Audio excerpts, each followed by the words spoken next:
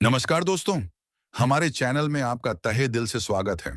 आज हम एक ऐसी किताब के बारे में बात करेंगे जो आपको लोगों से बात करने का तरीका सिखाएगी और आपको एक शानदार व्यक्तित्व का मालिक बनाएगी। यह किताब है how to talk to anyone, जिसे लायल लॉन्ड्स ने लिखा है। इस पुस्तक में दिए गए सभी तरीके साधारण लोगों के जीवन से जुड़े हैं, जिसके कारण आपको उन्हें व्यवहारिक रूप से अपनाने में आसानी होगी। तो चलिए शुरू करते हैं एक नए सफर पर। दुनिया में दो तरह के लोग होते हैं। एक वो जो कहीं जाते हैं और कहते हैं, देखो मैं आ गया। और दूसरे वो जिनके आने पर लोग कहते हैं, देखो वो आ गया। हम सब चाहते हैं कि हम दूसरे प्रकार के लोगों में से हों, है ना? लेकिन क्या कारण है कि ज्यादातर लोग जीवन भर अपनी पहचान नहीं बना पाते, अपनी बात नहीं रख पाते या किसी को प्रभावित नहीं कर पाते? ज्यादातर लोग इसे अपनी किस्मत मानकर स्वीकार कर लेते हैं और जीवन भर किसी और के दिखाए रास्तों पर चलते रहते हैं। आपने अपने आसपास ऐसे लोगों को देखा होगा जो आपसे ज्यादा बुद्धिमान न होने के बावजूद अपनी जिंदगी में आपसे बेहतर कर रहे हैं। आप यह सोचने पर मजबूर हो जाते होंगे कि आखिर ऐसा क्या है जो उन्हें इतना सफल बनाता है। और सबसे जरूरी बात, क्या आप भी उस कला को सीख सकते हैं? जवाब है हाँ। उन सफल लोगों के पास लोगों के दिलों को जीतने की कला है। सफलता के शिखर पर ये लोग अकेले नहीं पहुंचे हैं। उन्होंने हर मोड़ पर लोगों को अपनी बातों से प्रभावित किया है और उनका विश्वास जीता है। और सबसे अच्छी बात यह है कि यह कला हर कोई सीख सकता है। हम अक्सर अपने आसपास ऐसे लोगों को देखते हैं जो बिना बोले ही अपनी बातें कह देते हैं। वो किस बात से सहमत हैं और किससे नहीं, इसके लिए उन्हें बोलने की जरूरत नहीं पड़ रही। वे अपनी आंखों और शरीर के हाव भाव से ही अपनी बातें लोगों के सामने रख देते हैं। एक बार लेखिका के कार्टूनिस्ट दोस्त रॉबर्ट, जो प्रसिद्ध पत्रिकाओं के लिए भावों से भरे कार्टून बनाते हैं, एक क्लब जैसी जगह पर बैठे थे। वे वहां बैठे अनजान लोगों के चित्र बनाते थे और उन्हें भेंट करते थे। खास बात तो यह थी कि वह ऐसा करते समय उन लोगों को बताते भी नहीं थे। चित्र पूरा होने के बाद जब रॉबर्ट उन व्यक्तियों को उनका चित्र देते, तो अक्सर लोग हैरान होकर कहते, नहीं, इस तस्वीर में बनाया गया व्यक्ति मैं नहीं हूं। उसी क्षण उनके आसपास के लोग कहते, नहीं, यह तुम ही हो। ऐसा क्यों होता था? क्योंकि उस व्यक्ति ने हमेशा खुद को अलग दृष्टिकोण से देखा है। रॉबर्ट ने जब उन्हें कागज पर उतारा तो उन व्यक्तियों को यह विश्वास नहीं हुआ कि वे लोगों के सामने ऐसे दिखते हैं। लेखिका ने जब रॉबर्ट से पूछा कि वो कैसे लोगों के अंदर छिपे उनके वास्तविक भावों को कागज पर उतार लेते हैं, तो उनका जवाब था, मैं बस उन्हें ध्यान से देखता हूं, इसके सिवा और कुछ भी नहीं। लेखिका की एक और मित्र हैं, कैरन। वो एक फर्नीचर डिजाइन कंपनी में एक अच्छे पद पर काम करती हैं। कैरन अपनी कंपनी की सबसे महत्वपूर्ण कर्मचारियों में से एक हैं और कंपनी में अपने साथी कर्मचारियों के बीच उनकी अच्छी पहचान है। लेकिन कैरन की एक शिकायत है कि जब वह अपनी कंपनी से बाहर कहीं होती है तो वह खुद को बिल्कुल अकेला महसूस करती है। उसे समझ नहीं आ रहा था कि वह कैसे इस भीड़ में अपनी एक विशेष पहचान बनाए। आपको बता दें कि कैरन अकेली नहीं है जो ऐसा महसूस करती हैं, बल्कि आज ज्यादातर लोग इसी समस्या से जूझ रहे हैं। मगर क्या इसका कोई समाधान है? किस प्रकार हम सैकड़ों की भीड़ में अपना एक अलग स्थान बना सकते हैं? और कैसे हम अपनी सकारात्मक छाप अपने आसपास के लोगों पर छोड़ सकते हैं? हो सकता है यह काम आपको बाहर से देखने पर बेहद मुश्किल लगे, लेकिन यदि आप ठीक से देखेंगे तो पाएंगे कि यह काम हर व्यक्ति कर सकता है। उसे बस 9 बेहद जरूरी चीजों को ध्यान में रखना होगा। आपके पूरे व्यक्तित्व की शुरुआत आपकी मुस्कुराहट से होती है, लेकिन यह केवल एक तरह की नहीं होती। यह वास्तविक या झूठी, प्रभावित करने वाली या मजाक उड़ाने वाली भी हो सकती है। अपनी मुस्कुराहट को थोड़ा वक्त देकर अपने चेहरे पर लाएं। इससे सामने वाले को यकीन होगा कि आपकी मुस्कुराहट का क्या अर्थ है। जल्दबाजी में आई मुस्कुराहट आपके धैर्य में कमी को दिखाती है।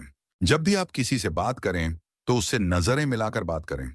इससे उस व्यक्ति को यह एहसास होगा कि आप उसकी बातों में दिलचस्पी ले रहे हैं। नजरें मिलाने से आपकी बात ज्यादा प्रभावी होती है। आपके खड़ीडीडीए होने और चलने का तरीका भी आपके बारे में बहुत कुछ बताता है।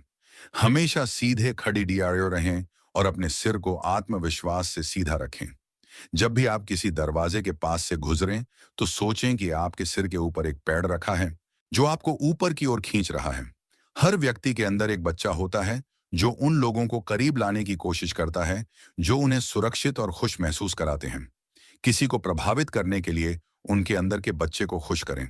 जब भी आप किसी नए व्यक्ति से मिलें, तो अपने मन में यह मानकर चलें कि वह व्यक्ति आपका एक पुराना दोस्त है।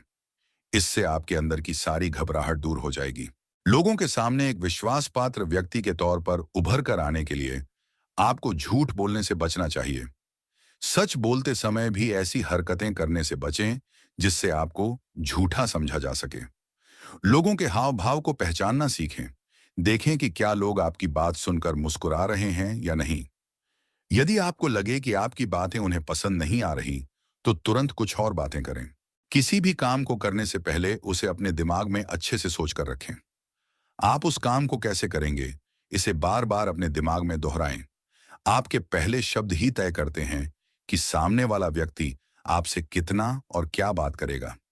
अपनी स्मॉल टॉक की शुरुआत किसी ऐसे विषय से करें जिसमें वह व्यक्ति रुचि दिखाए। ज्यादा फर्क इस बात से पड़ है कि आप अपनी बात कैसे कहते हैं। जब भी किसी से मिलें तो पूरे उत्साह के साथ बात करें।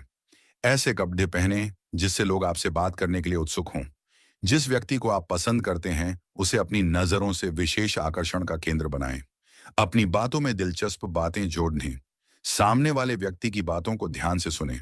अगर आपको उस विषय के बारे में जानकारी नहीं है तो उनसे सवाल पूछें। बातचीत को केवल अपने इर्द गिर्द न घूमने दें। सामने वाले व्यक्ति द्वारा की गई आखिरी बात को दोहराएं और उस पर बात करें। अपने जीवन के किसी खास पल के बारे में बताएं। एक सकारात्मक दृष्टिकोण रखें। हर दिन की खबरों के बारे में जानकारी रखें। किसी से यह न पूछें कि वह क्या करते हैं। सामने वाले व्यक्ति को यह महसूस कराएं कि आप उनके साथ बातचीत करना चाहते हैं। जब आपसे कोई पूछे कि आप क्या करते हैं, तो जवाब देने से पहले अपने आप से पूछें कि उस व्यक्ति को आप में क्या दिलचस्पी हो सकती है। अपनी बोलचाल में इस्तेमाल होने वाले शब्दों को बदलें। जब भी आपको कोई ऐसा व्यक्ति मिले जो आपसे मिलता जुलता हो, तो तेजी से किसी निष्कर्ष पर न पहुंचें। अपनी हर आदत को धीरे धीरे उनके सामने लाएं। जब भी आप किसी से बात करें, तो हमेशा बातचीत की शुरुआत सामने वाले व्यक्ति के बारे में बात करके करें, न कि खुद के बारे में। ऐसे वाक्यों का इस्तेमाल न करें जो ज्यादा इस्तेमाल किए जाते हैं। अपने मन की बात कहने की क्षमता रखें। किसी और का मजाक न उड़ाएं।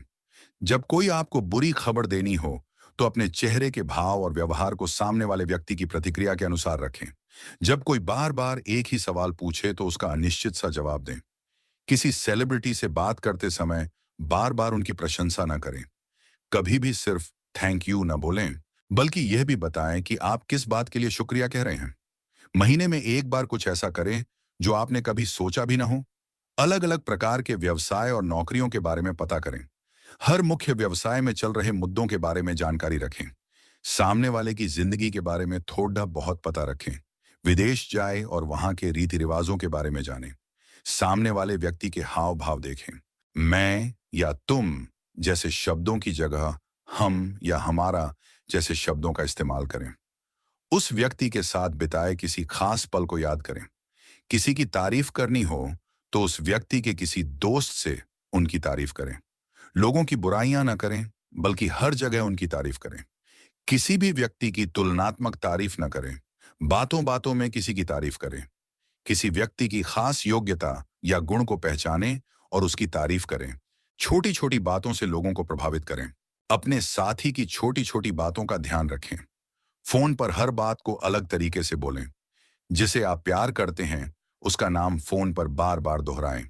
फोन करने वाले को पहले सामान्य तरीके से नमस्ते करें, फिर उत्साह भरी आवाज में बात करें। नियमित रूप से जिन्हें फोन करते हैं उनके घर या दफ्तर के लोगों की आवाज पहचानें। फोन के बाद सबसे पहले यह पूछें कि क्या यह बात करने का सही समय है। किसी भी व्यस्त व्यक्ति को फोन करने पर उनकी आवाज के पीछे से आने वाली आवाजों को पहचान कर उनसे पूछें कि क्या वे व्यस्त हैं। वॉइस मेल को हमेशा साधारण रखें। किसी को भी फोन करते समय 10 सेकंड का ऑडिशन दें। सेक्रेटरी से इस तरह बात करें कि वह आपको वीआईपी का दोस्त समझे। अपनी व्यावसायिक कॉल को रिकॉर्ड करें। हर समय खाते पीते न रहें। पार्टी के मुख्य द्वार पर रुककर पूरे कमरे में एक नजर डालें। इंतजार न करें कि कोई आपसे बात करे। अपनी बॉडी लैंग्वेज को ऐसा बनाएं कि लोगों को लगे कि आप बातचीत करना चाहते हैं। सामने वाले व्यक्ति को सुपरस्टार की तरह महसूस कराएं। छोटी छोटी बातों का ध्यान रखें। अपने ग्राहकों की शारीरिक हलचल को देखें। हर छोटी बात पर किसी को न टोकें। अधूरी बात को पूरी करने का मौका दें। मदद के लिए अपने इरादे पहले ही बता दें।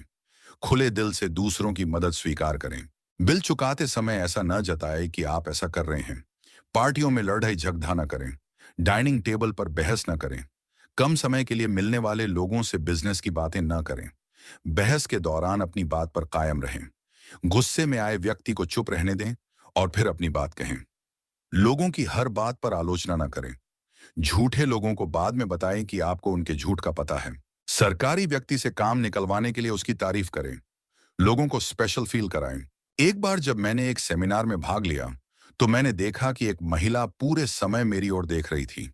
शुरू में मुझे लगा कि वह मेरी बातों में बहुत रुचि रखती है, लेकिन बाद में पता चला कि वह सिर्फ इसलिए मुझे देख रही थी क्योंकि उसे मेरे होठों को पढ़कर समझने में दिक्कत हो रही थी। यह अनुभव मुझे सिखाता है कि हमारी आंखें कितनी महत्वपूर्ण हैं। वे बिना बोले ही हमारी भावनाओं और विचारों को व्यक्त कर सकती हैं। किसी से भी बात करते समय हमें उसकी आंखों में देखना चाहिए। यह न केवल उसे सम्मान दिखाता है, बल्कि हमारी बातों को अधिक प्रभावशाली भी बनाता है। जब हम किसी से बात कर रहे होते हैं, तो हमारी आंखें वह जादुई अंग होती हैं जो सामने वाले व्यक्ति को बिना कोई शब्द कहे अपना मुरीद बना सकती है। मगर उसके लिए आपको इस जादुई अंग का उपयोग करना अच्छे से आना चाहिए। हमारी दूसरी जरूरी बात भी इन्हीं आंखों से ही जुड़ी हुई है। लेकिन आंखों के बारे में वह कौन सी खास बात है जो हमें जरूर जाननी चाहिए। एक बार लेखिका एक सेमिनार में भाषण दे रही थी, जहां सैकड़ों की भीड़ होने के बावजूद उनकी नजर बार बार एक ही महिला पर जा रही थी। आखिर उस महिला में ऐसा क्या खास था जिसके कारण लेखिका बार बार उसे ही देखे जा रही थी। दरअसल वह महिला पूरे सेमिनार के दौरान लेखिका को अपनी आंखों से निहार रही थी। इससे लेखिका को यह एहसास हुआ कि यह महिला उनके सेमिनार में काफी गहरी रुचि रखती है। इसी कारण सेमिनार के बाद लेखिका उस महिला से व्यक्तिगत रूप से मिलने गई और उनसे पूछा कि क्या वाकई में आपको मुझसे मिलना इतना पसंद आया। तब उस महिला ने जवाब दिया, दरअसल मुझे आपकी अधिकतर बातें बिल्कुल भी समझ में नहीं आई, क्योंकि आप हर वक्त इधर से उधर चल रही थी। इस कारण मुझे आपके होंठ पढ़कर शब्द बनाने में काफी परेशानी हो रही थी, जिसके कारण मुझे आपको बेहद ध्यान से देखना पड़ रहा था। लेखिका को इस बात से बहुत हैरानी हुई। जो महिला सुन नहीं सकती, यदि वह भी उन्हें ध्यानपूर्वक देखती है, तो ऐसा प्रतीत होता है जैसे वह सामने वालों की बातों में बेहद दिलचस्पी ले रही है। नजरें मिलाना हमारे समाज में अक्सर आंखें दिखाने के बराबर माना जाता है। कई लोगों का यह मानना है कि किसी की आंखों में आंखें डालकर बात करने का अर्थ उस व्यक्ति से सम्मानपूर्वक तरीके से बात करने के बराबर है। मगर यह बात एकदम गलत है। बल्कि किसी से नजरें मिलाकर बात करने से हमारी बात ज्यादा प्रभावी होती है। ये बात कई विश्वविद्यालयों के शोध में भी साबित हो चुकी है। ऐसा ही एक शोध येल यूनिवर्सिटी के मनोवैज्ञानिकों ने भी किया है। उन्होंने लड़के और लड़कियों के कुछ जोड़ों को एक दूसरे से 2 मिनट बात करने के लिए कहा। ये सभी लोग एक दूसरे से बिल्कुल अनजान थे। इनमें से कुछ लोगों को यह कहा गया कि वह अपने सामने वाले व्यक्ति को पलक झपका पर ध्यान दें। वास्तव में ऐसा कहने का कारण यह था कि वह लोग अपने सामने खड़े व्यक्ति के साथ आई कांटेक्ट बना सके। जब यह रिसर्च पूरी हुई, तब मनोवैज्ञानिकों ने पाया कि जिन लोगों ने अपने सामने खड़े व्यक्ति की आंखों में देखकर बात की थी, वह अपने सामने खड़े व्यक्ति को प्रभावित करने में ज्यादा सफल हुए।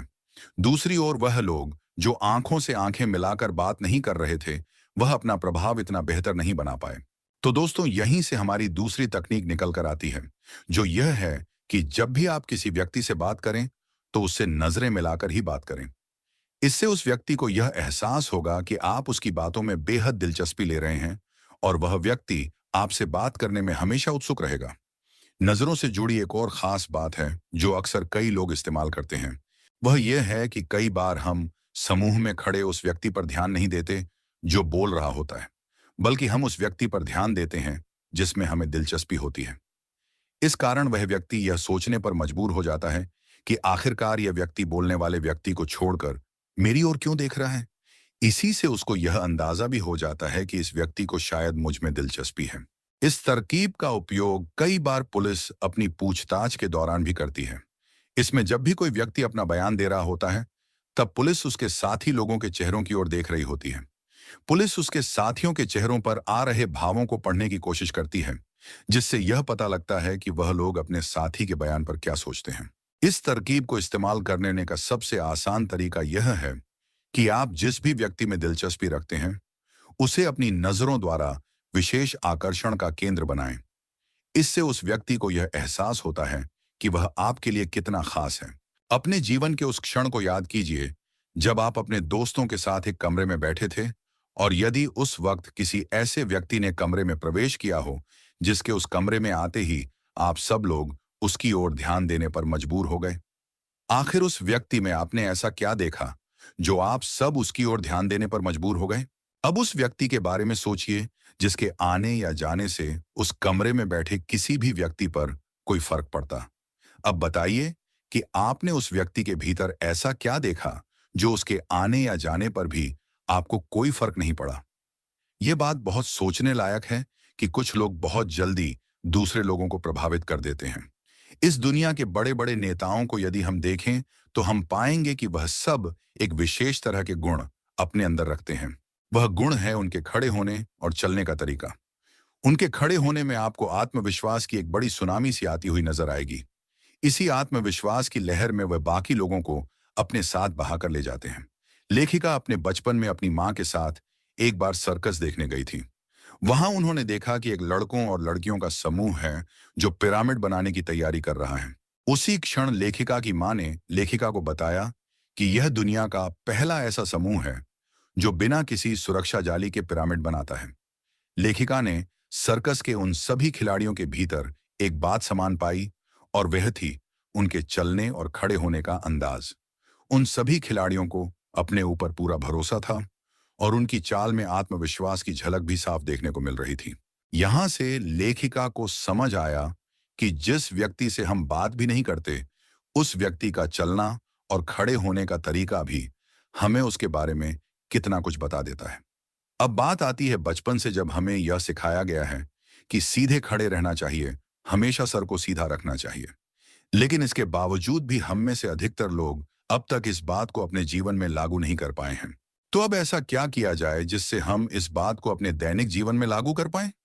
इसके लिए आपको यह जानना बहुत जरूरी है कि सीधा खड़ा रहना और अपने सर को आत्मविश्वास से सीधा रखना एक आदत है, न कि हर बार ध्यान में रखकर किया जाने वाला एक काम। तो यहां हम आपको एक और महत्वपूर्ण सलाह देंगे जो आपके व्यक्तित्व को और प्रभावशाली बनाने में बहुत मददगार होगी। आत्मविश्वास से भरी इस चाल को पाने के लिए आप जब भी अपने घर के किसी भी दरवाजे के पास से गुजरे तो अपने दिमाग में ऐसा सोचिए कि इस दरवाजे पर आपके सर के थोड़ा ऊपर एक दांतों से पकड़ने का पैड रखा है। आपको इस पैड को अपने दांतों से पकड़ना है और ऐसा मानना है कि यह पैड आपको ऊपर की ओर खींच रहा है। इससे यह होगा कि आपको अपने सर को सीधा रखना आसान हो जाएगा और आपकी चाल में भी एक आत्मविश्वास की झलक दिखाई देने लगेगी। इस काम को आप कुछ दिनों तक जब भी किसी दरवाजे से गुजरे तो दोहराएं। कुछ ही दिनों के अंदर आप पाएंगे कि आप जब भी किसी कमरे में घुस तो अपने आप ही आपका सर सीधा होने लगेगा और आपके चलने के तरीके में भी एक सकारात्मक परिवर्तन नजर आएगा। क्या आपने कभी किसी बच्चे को देखा है जो अपने माता पिता के पास भागकर जाता है और उनके गले लग जाता है? मान लीजिए कि एक छोटा बच्चा है जिसने अपनी मां को काफी समय बाद देखा है, तो आपको क्या लगता है कि उसकी पहली प्रतिक्रिया क्या होगी? वह जरूर अपनी मां को देखते ही उसे गले लगाने की कोशिश करेगा। वैसे ही हम सबके अंदर भी एक ऐसा ही बच्चा है जो उन लोगों को करीब लाने की कोशिश करता है जो हमें सुरक्षित और खुश महसूस कराते हैं। अगर आप किसी व्यक्ति को वास्तव में प्रभावित करना चाहते हैं तो उसके लिए सबसे अच्छा तरीका यह होगा कि आप उनके अंदर के बच्चे को पहचानें और उसे खुश करें। अगर उनके अंदर का बालक मन आपसे खुश होता है तो वह व्यक्ति आपको अवश्य ही स्वीकार करेगा। लेखिका की एक दोस्त थी कार्ला, जिसका हाल ही में तलाक हुआ था। वह एक बड़ी कंपनी में काफी सम्मानित पद पर काम कर रही थी। कार्ला का व्यक्तित्व काफी आकर्षक था। एक बार लेखिका और कार्ला अपने एक दोस्त की पार्टी में बातें कर रहे थे। तब लेखिका ने यह गौर किया कि पार्टी में मौजूद कई युवक कार्ला की ओर काफी आकर्षित नजर आ रहे थे। उनमें से कुछ युवकों ने कार्ला की ओर देखकर एक मुस्कुराहट भी दी, लेकिन वापसी में कार्ला ने उनकी ओर बस एक औपचारिक मुस्कुराहट दी। थोड़ी देर बाद एक छोटा बच्चा कार्ला को हेलो बोलने आया, तो उस छोटे बच्चे को देखते ही कार्ला बेहद खुश हो गई और उसने बहुत खुशी के साथ उस बच्चे को हेलो कहा। कार्ला जब उस बच्चे से बात कर रही थी तब वह बहुत मुस्कुरा रही थी और उस बच्चे के साथ वह काफी अच्छा भी महसूस कर रही थी। लेखिका ने जब यह सब देखा तो उसने कार्ला से पूछा कि वह एक बार उनमें से किसी युवक के साथ भी ऐसे ही बात करने की कोशिश क्यों नहीं करती। इसके जवाब में कार्ला ने कहा कि वह ऐसा नहीं कर पाएंगी, लेकिन लेखिका के बार बार गुजारिश करने पर वह ऐसा करने के लिए मान गई। और थोड़े ही समय बाद जब एक युवक कार्ला की ओर देखकर मुस्कुराया, तो इस बार कार्ला ने भी एक चमकती हुई मुस्कान के साथ उस युवक को हेलो कहा और उसे उनके साथ शामिल होने के लिए कहा। वो युवक तुरंत उन दोनों के साथ बातें करने के लिए राजी हो गया और थोड़े समय बाद लेखिका ने उन दोनों से विदा ली। लेकिन एक दूसरे की बातों में वो इतना खो गए थे कि लेखिका की अनुपस्थिति का उन्हें आभास तक नहीं हुआ। इस घटना को देखकर लेखिका ने यह समझ लिया कि यदि हम किसी व्यक्ति को प्रभावित करना चाहते हैं, तो हमें हर व्यक्ति के अंदर के बच्चे को खुश करना होगा। हमारी अगली सलाह भी यही है कि यदि आप किसी बच्चे को प्रभावित करना चाहते हैं, तो सबसे पहले यह देखें कि वह कौन सी चीजें हैं जो उनके बचपन में उन्हें खुश किया करती थीं या जो उनके अंदर के बच्चे को पसंद आएगी। एक बड़ी प्रसिद्ध कहावत है कि लोगों को तब तक इस बात से फर्क नहीं पड़ता कि आप उनके बारे में कितना जानते हैं, जब तक कि आप उन्हें यह महसूस कराते रहे कि आपको उनकी फिक्र है। यह बात तब एकदम सटीक बैठती है जब हम किसी नए व्यक्ति से मिलते हैं। आपको जानकर हैरानी होगी कि हमारा शरीर एक ऐसे प्रसारण स्टेशन की भांति काम करता है जो 24 घंटे लोगों को अलग अलग प्रकार के संदेश भेजता है। आपके हाव भाव से लोग यह अंदेशा लगाते हैं कि आप कैसा सोचते हैं और विशेष रूप से आप उनके बारे में क्या सोचते हैं। इससे पहले हमने आपको एक तरकीब बताई थी कि जिसमें हमने कहा था कि कैसे आप अपने शरीर को सीधा रखने की एक आदत से लोगों को प्रभावित कर सकते हैं। इस बार आपको उस आदत में एक और चीज जोड़नी है, जिससे आपके शरीर के हर हिस्से की हलचल से ऐसा लगे जैसे आपको सामने वाले व्यक्ति की परवाह हो। जैसा कि आप सबको मालूम होगा कि जब हम किसी नए व्यक्ति से मिलते हैं, तो हमारे दिमाग में हजारों प्रकार के विचार चलते रहते हैं। इसके चलते हम ठीक तरह से यह सोच नहीं पाते कि हमारा कौन सा व्यवहार सामने वाले व्यक्ति को अच्छा लगेगा और कौन सा खराब।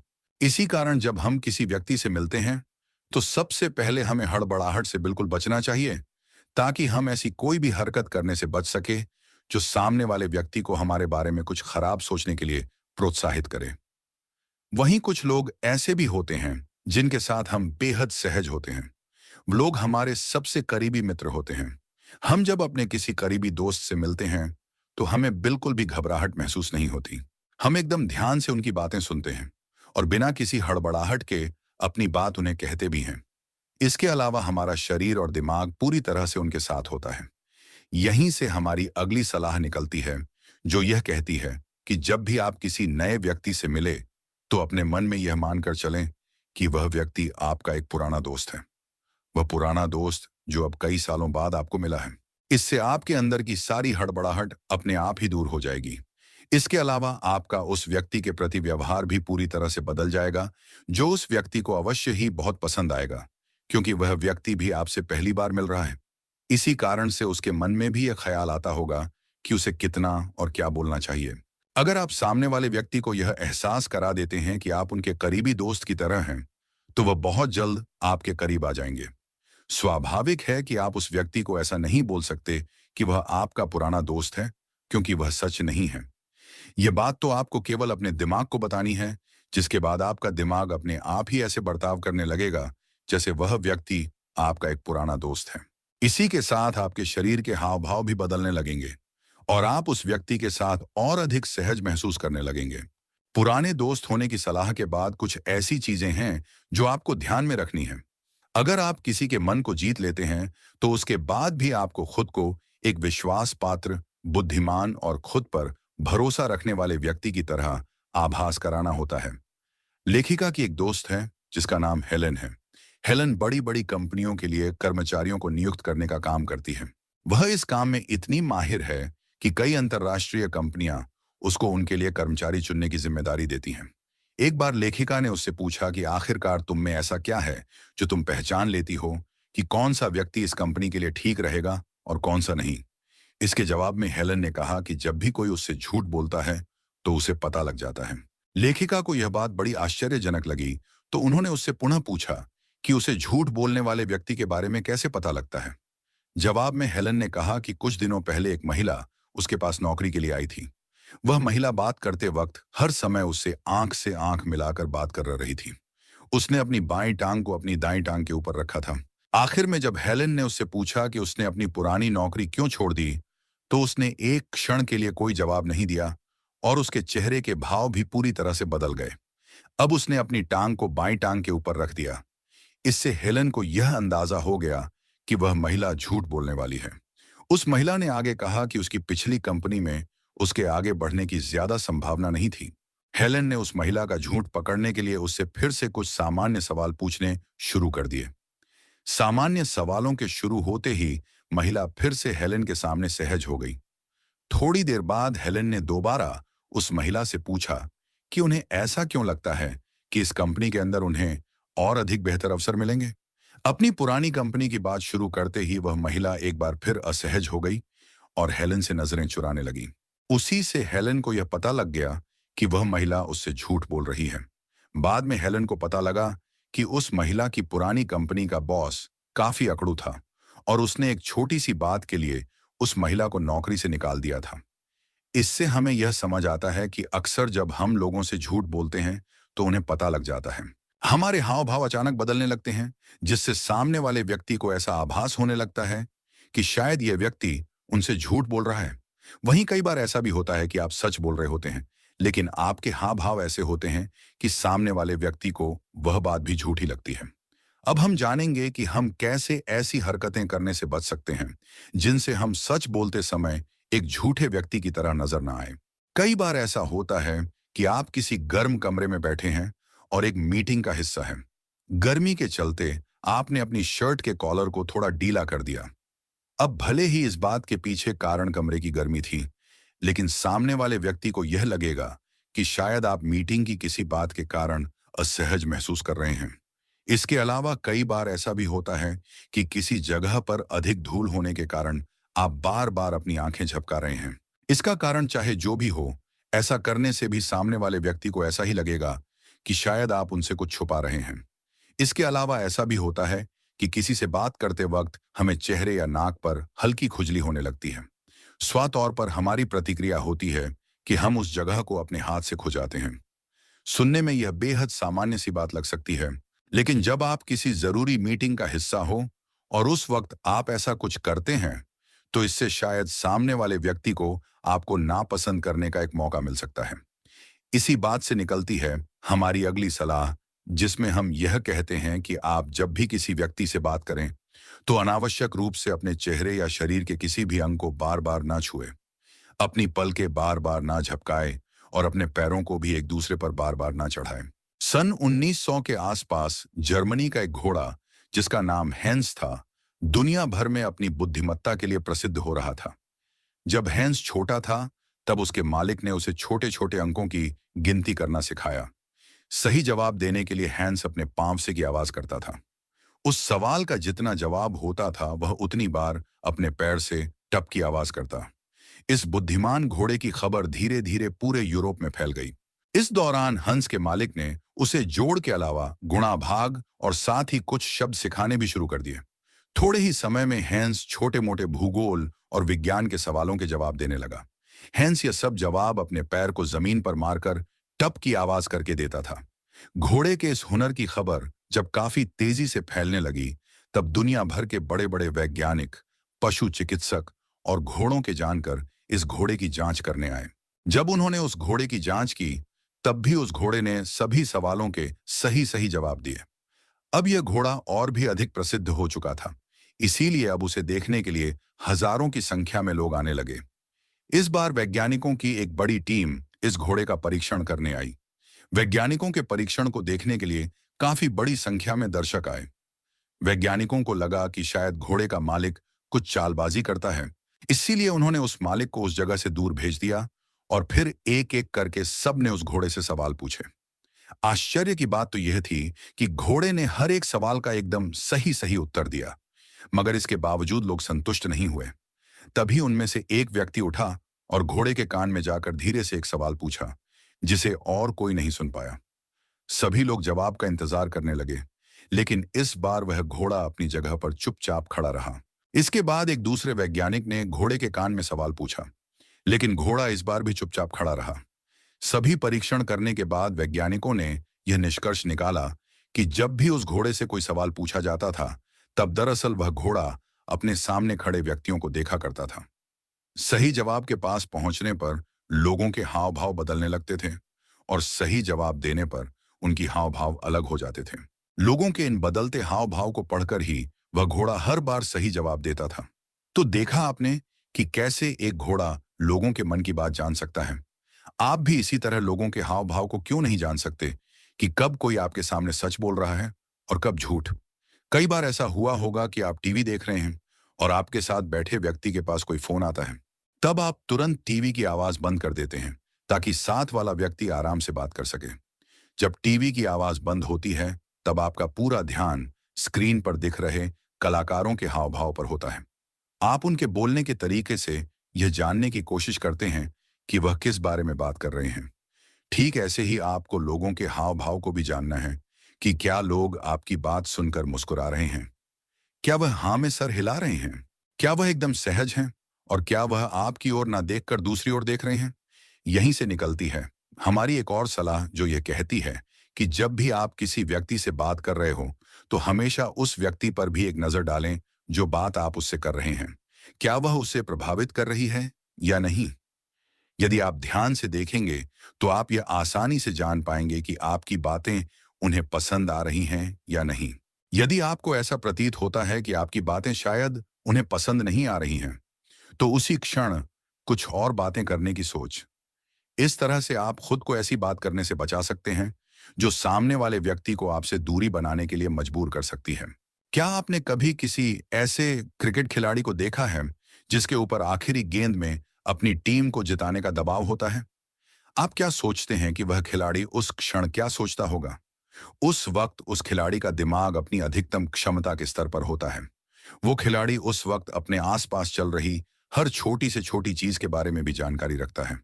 उसके कानों के पास से जा रही हवा की गति, सामने वाले गेंदबाज के चेहरे के हाव भाव, चाल, गति, इन सब पर उस बल्लेबाज की नजर होती है। यह परिस्थितियां ही ऐसी होती हैं कि उस खिलाड़ी के लिए कोई भी कदम उठाने से पहले उन्हें महसूस करना बेहद जरूरी हो जाता है। लेखिका का एक और दोस्त है रिचर्ड, जो लंबे मैराथन में हिस्सा लिया करता है। न्यूयॉर्क में होने वाली एक महत्वपूर्ण मैराथन के लिए रिचर्ड काफी समय से अभ्यास कर रहा था, मगर उस मैराथन के कुछ हफ्तों पहले ही एक चोट के कारण उसे अस्पताल में भर्ती होना पड़ा था। डॉक्टर ने उसे कुछ हफ्तों के लिए आराम करने को कहा और किसी भी प्रकार की हलचल करने से सख्त मना कर दिया। इसी कारण रिचर्ड मैराथन के 2 दिन पहले तक बिल्कुल भी चल नहीं पाए और इसीलिए वह मैराथन के लिए अपना अभ्यास पूरा नहीं कर पाए। उनके सभी दोस्तों ने, जिनमें खुद लेखिका भी शामिल थी, उन्हें मैराथन में ना लेने की सलाह दी।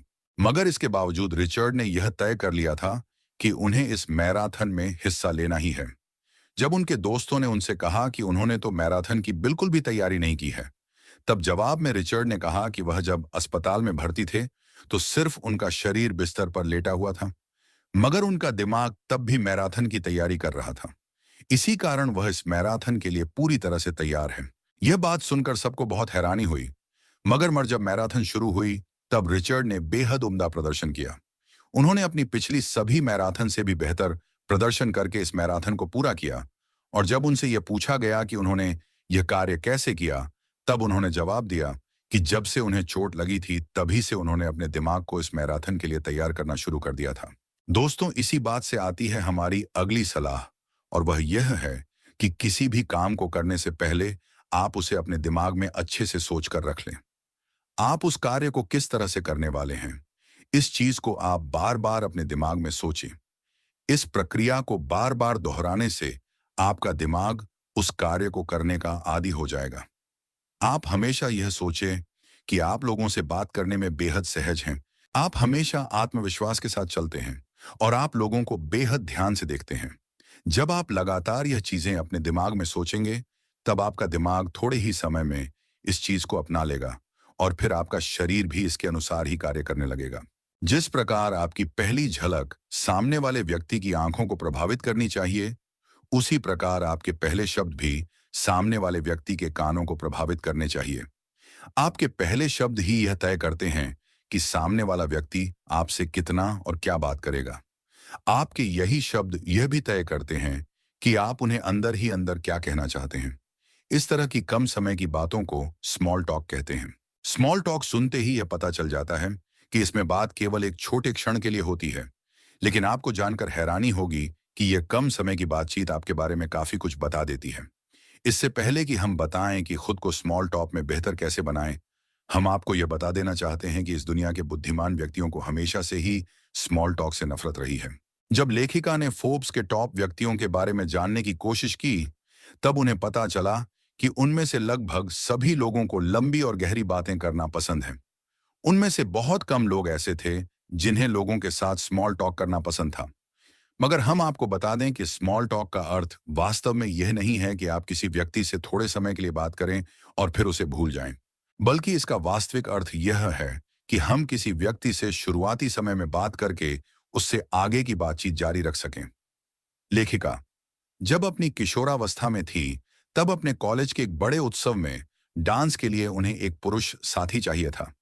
वहीं उनके साथ की सभी लड़कियां एक एक लड़के को डांस के लिए चुन चुकी थीं।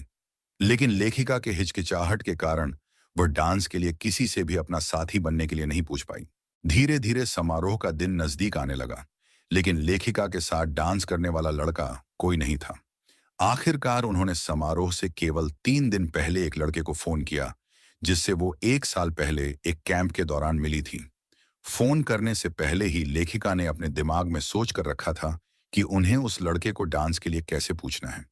लड़के के फोन उठाते ही लेखिका ने कहा, हेलो, मेरा नाम लील है और हम पिछली गर्मियों में कैंप के दौरान मिले थे। स्कूल में हो रहे समारोह के लिए क्या तुम मेरे डांस पार्टनर बनोगे?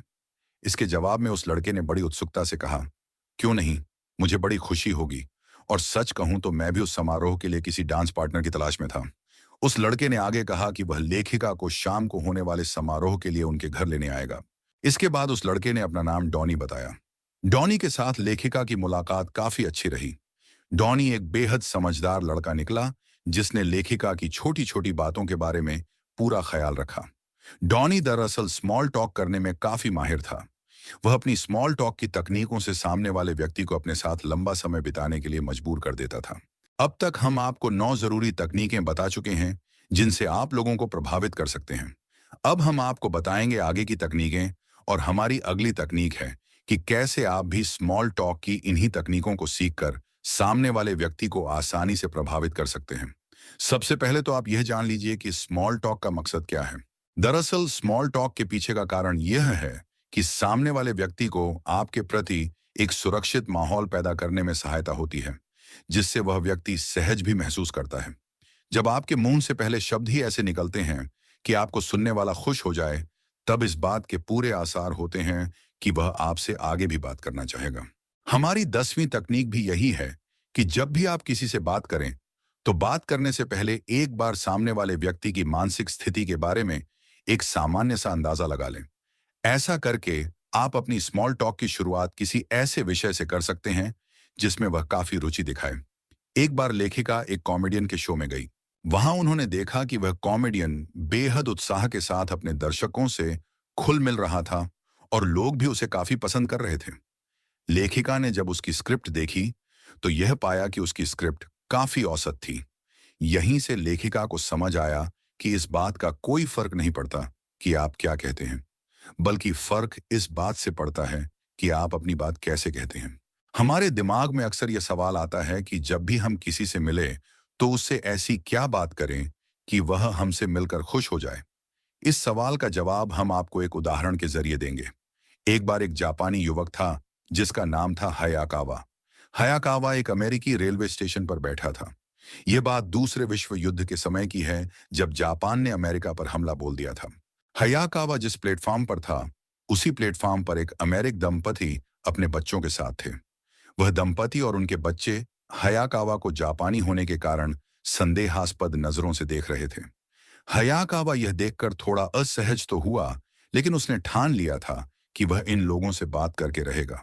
हयाकावा उस दंपति के पास गया और बोला, इस ठंड में बच्चों के साथ सफर करना कितना मुश्किल होता होगा ना। इसके जवाब में उन बच्चों के पिता ने केवल हाँ में अपनी गर्दन हिलाई। हयाकावा ने उनसे आगे पूछा कि आपके बच्चे अपनी उम्र के हिसाब से थोड़े बड़े और मजबूत नजर आ रहे हैं। यह सुनकर वह व्यक्ति थोड़ा मुस्कुराने लगा। हयाकावा ने थोड़ी देर और इस प्रकार की बातें जारी रखी। थोड़ी देर बाद जब माहौल थोड़ा सामान्य हुआ, तब उस अमेरिकी व्यक्ति ने हयाकावा से पूछा कि तुम्हें क्या लगता है, क्या जापानी सेना अमेरिका को युद्ध में हरा देगी? जवाब में हयाकावा ने कहा कि मुझे समझ नहीं आता कि जापानी सेना बिना किसी संसाधन के कैसे एक ताकतवर औद्योगिक राष्ट्र अमेरिका को हरा सकता है। उस व्यक्ति ने कहा, मुझे उम्मीद है कि इस समय तुम्हारे घर का कोई व्यक्ति जापान में मौजूद नहीं है। इसके जवाब में हयाकावा ने कहा कि मेरे माता पिता अभी भी जापान में ही हैं और मेरी उनसे बात भी नहीं हो पाती। अमेरिकी दंपत्ति को हयाकावा की यह बात सुनकर उसके मन में दया का भाव जाग उठा और थोड़ी देर बाद उन्होंने हयाकावा को अपने घर खाने के लिए आमंत्रित किया। तो देखा आपने कैसे हयाकावा ने उन लोगों को प्रभावित किया जो कुछ समय पहले तक उसे अपना सबसे बड़ा दुश्मन मान रहे थे। अगर हयाकावा अपनी बात को किसी और तरीके से कहता तो संभव था कि वह दंपति उसके साथ बहस करने लगते।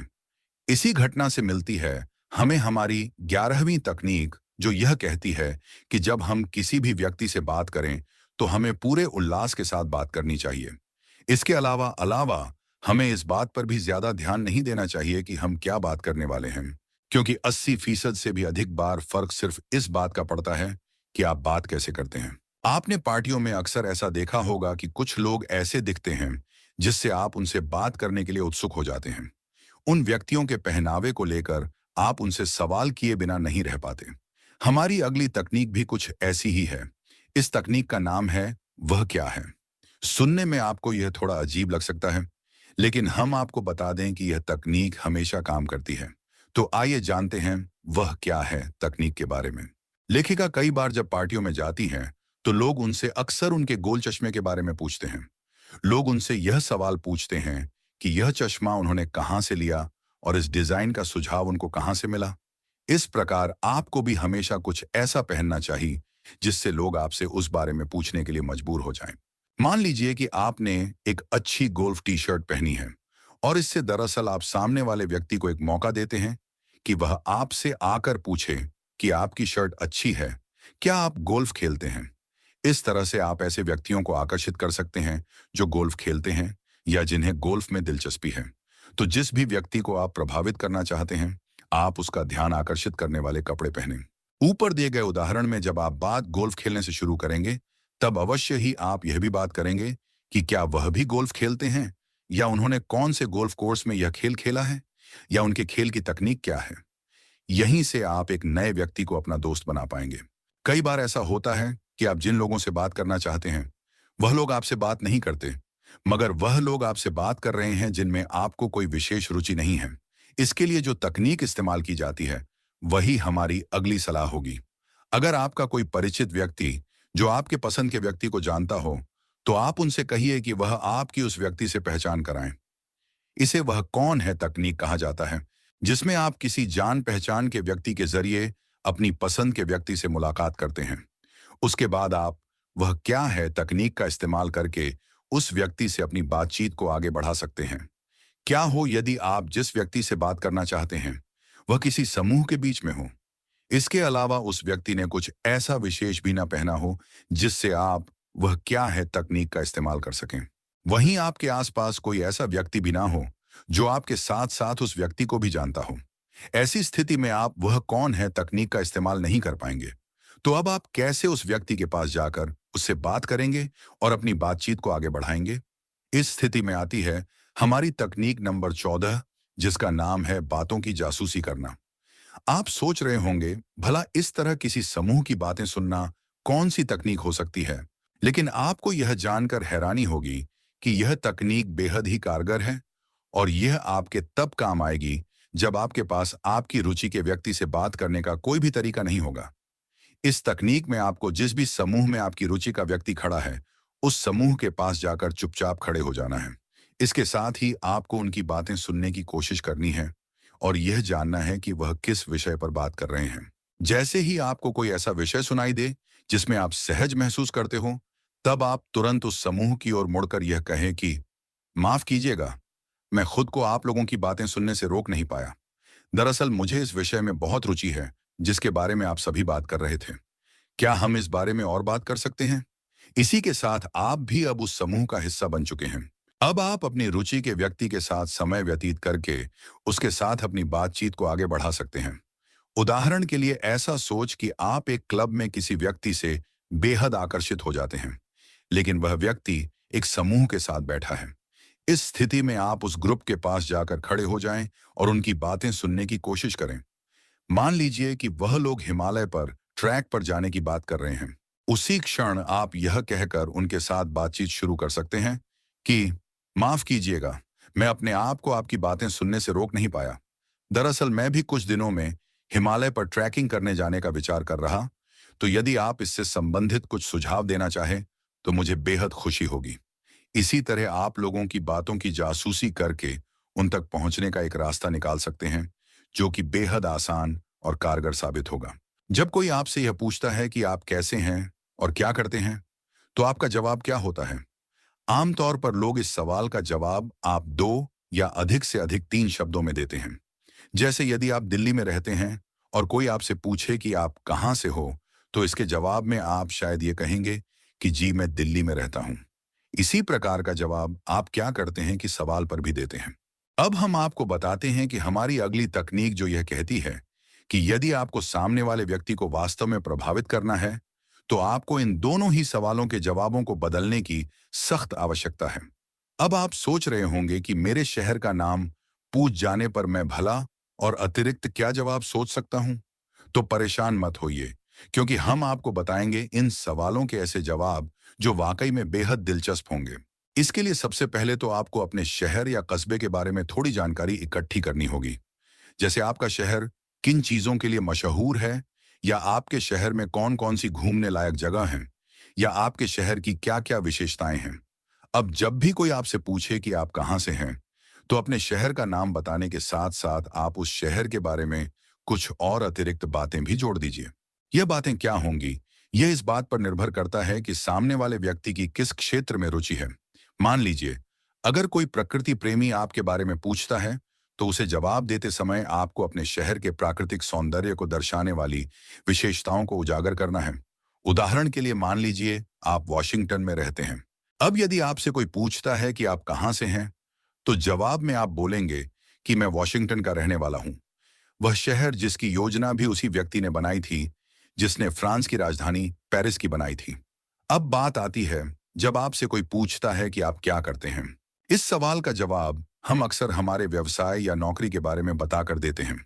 जैसे कि यदि कोई डॉक्टर है, तो वह यही बताता है कि मैं एक डॉक्टर के तौर पर काम करता हूं। मगर यदि आप अपनी पहचान इस तरह से लोगों को बताएंगे, तो जल्द ही उनकी रुचि आपसे खत्म हो जाएगी। इसी तरह आपको यहाँ पर भी वैसी ही तकनीक का इस्तेमाल करना है जो आपने आप कहाँ से हो पूछने पर की थी। यहीं से सामने आती है हमारी अगली तकनीक, जो यह कहती है कि जब भी आपसे कोई यह पूछे कि आप क्या करते हैं, तो इसका जवाब सीधे सीधे देने के बजाय आप इसमें अपने कार्य के बारे में कुछ दिलचस्प बातों को जोड़ दीजिए। इससे ऐसा होगा कि सामने वाले व्यक्ति को उन बातों से आपके बारे में और रुचि पैदा हो। इसके साथ ही वह आपसे बात करने के लिए उत्सुक रहेंगे। लेकिन इसका मतलब यह भी नहीं कि आप उसे अपने काम के बारे में साधारण बातें बताएं।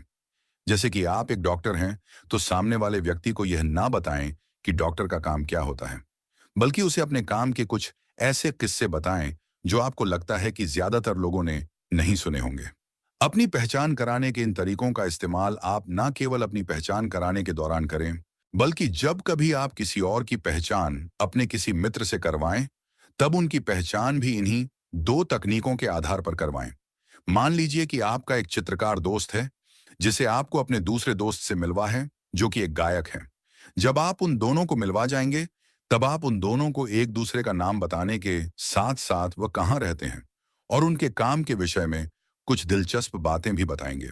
हालांकि इस तकनीक का असर आप पर नहीं दिखेगा, लेकिन इससे इन दोनों व्यक्तियों की नजर आपकी छवि एक सभ्य व्यक्ति के तौर पर निकल कर आएगी। यही होगी हमारी 17वीं तकनीक, जिसके अनुसार आपको कभी भी किसी भी व्यक्ति की पहचान केवल उसका नाम बताकर नहीं करवानी चाहिए। इसमें आपको कुछ विशेष और दिलचस्प बातें भी जोड़नी चाहिए, ताकि उन दोनों व्यक्तियों को आगे बात करने में सुविधा हो और दोनों ही व्यक्ति आपके इस व्यवहार से प्रभावित भी हो जाएं। कई बार आपके साथ ऐसा हुआ होगा कि आप एक समूह में बैठे हों और तब अचानक से सब लोग शांत हो गए हों, जैसे किसी के पास कुछ भी कहने के लिए नहीं हो। जब एक समूह में होते हैं तब तो इस स्थिति से निकलने के कई सारे तरीके हैं।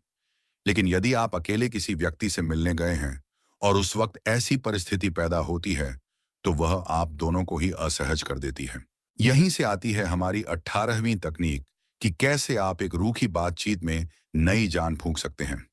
इस तकनीक में आपको ऐसा करना है कि आपको सामने वाले व्यक्ति की सभी बातों और शब्दों को एकदम ध्यान से सुनना है। इसके बाद यदि कोई विषय आपकी जान पहचान का हो, तब आप अपनी तरफ से भी उस विषय से जुड़ा अनुभव साझा कर सकते हैं। फिर भी मान लीजिए कि आपको उस विषय के बारे में कुछ भी नहीं पता, तब आप सामने वाले व्यक्ति से उस विषय के बारे में पूछें। इस तरह आप एक रुकी हुई बातचीत में नई जान फूंक सकते हैं। उदाहरण के तौर पर मान लीजिए कि यदि कोई आपसे कहता है कि उन्हें आइस हॉकी बेहद पसंद है। अब यदि आपको भी आइस हॉकी पसंद है, तो आप उनके साथ अपने अनुभव साझा कर सकते हैं। लेकिन यदि आपको आइस हॉकी के बारे में ज्यादा जानकारी नहीं है, तब आप उनसे आइस हॉकी के बारे में सवाल पूछकर बातचीत को आगे बढ़ा सकते हैं। अब सवाल यह पैदा होता है कि इस बातचीत को जारी कैसे रखा जाए। तो इसके लिए हमारी अगली तकनीक आपके काम आएगी, जो ये कहती है कि जब भी आप किसी व्यक्ति से बात करें, तो ऐसा सोचे कि कोई काल्पनिक स्पॉटलाइट आपके ऊपर है। और जब आप बोल रहे होंगे तब ये सोचिए कि यह स्पॉटलाइट आपके चेहरे पर है। और जब आपके सामने वाला व्यक्ति बोल रहा होगा तब सोचिए कि यह स्पॉटलाइट उसके चेहरे पर है। यदि स्पॉटलाइट आपके चेहरे पर अधिक समय तक रहती है, तो यह मानकर चलिए कि उसकी रोशनी में सामने वाले व्यक्ति को आपका कहा कोई भी शब्द समझ नहीं आने वाला। इसीलिए आपकी कोशिश यह होनी चाहिए कि यह स्पॉटलाइट आपके चेहरे पर कम रहे और सामने वाले व्यक्ति के चेहरे पर ज्यादा। यहाँ हमारे कहने का यह मतलब है कि जब भी आप किसी से बात करें, तो वह बातचीत केवल आपके इर्द गिर्द नहीं घूमनी चाहिए। इन सभी तकनीकों का इस्तेमाल करने के बावजूद हमें अब तक इस सवाल का जवाब नहीं मिला है कि हम किसी से बातचीत को आगे कैसे बढ़ाएं। आपको यह जानकर हैरानी होगी कि लगभग हर व्यक्ति को यह समस्या कभी ना कभी देखने को मिलती है। कई बार हमारी मानसिक स्थिति ऐसी नहीं होती कि हम उसी वक्त कोई नई बात निकालकर उस व्यक्ति को बताएं। ऐसी स्थिति में यह प्रयास बिल्कुल ना करें कि आपको कोई बात करनी जरूरी है। इसके बजाय आप यह जिम्मेदारी सामने वाले व्यक्ति को सौंप दीजिए। यही है हमारी 20वीं तकनीक, जो यह कहती है कि जब भी आप कोई नई बात ना सोच पा रहे हो, तो सामने वाले व्यक्ति द्वारा की गई आखिरी बात को दोहराएं और उसके बारे में उनसे कुछ बात करें। इस तरह से आप अपनी बातचीत को भी आगे जारी रख पाएंगे। आपके साथ कई बार ऐसा होता होगा कि आपके द्वारा बताई गई किसी बात को लोग आपसे बार बार सुनना चाहते हों, या आपको किसी व्यक्ति की बताई बात सुनने का दिल करता हो। यह एक बेहद शानदार तकनीक होती है, जिससे आप एक ही बात को दोबारा कहकर भी सामने वाले व्यक्ति को बेहद प्रभावित कर सकते हैं। इससे आपकी बातचीत का माहौल भी बेहद खुशनुमा बन सकता है। इस तकनीक का इस्तेमाल करने के लिए आपको अपनी कोई ऐसी पुरानी बात सामने वाले व्यक्ति से करनी होगी जिसमें आपके जीवन का कोई खास क्षण शामिल हो। कहने का मतलब यह है कि जब भी आप किसी से इस तरह की बात करें, तो एक बार ऐसा हुआ कहकर अपनी बात की शुरुआत करें और ऐसे ही अपनी बातचीत जारी रखें। ये चीजें ऐसी होती हैं कि सामने वाले का ध्यान बहुत जल्दी आकर्षित करती हैं। और यदि आपके पास वाकई में कोई दिलचस्प कहानी होती है जो आपके जीवन से जुड़ी है, तो अवश्य ही यह सामने वाले व्यक्ति को और अधिक प्रभावित करेगी। इससे आपकी बातचीत को एक नई सकारात्मकता दिशा मिलेगी। आपके पास अगर अपनी खुद की कोई कहानी या पुरानी बात ना हो, तो आप जिस समूह में बैठे हैं, उसमें से किसी व्यक्ति को उनके जीवन की कोई बात याद दिलाकर उस घटना पर बात करनी शुरू कर दें।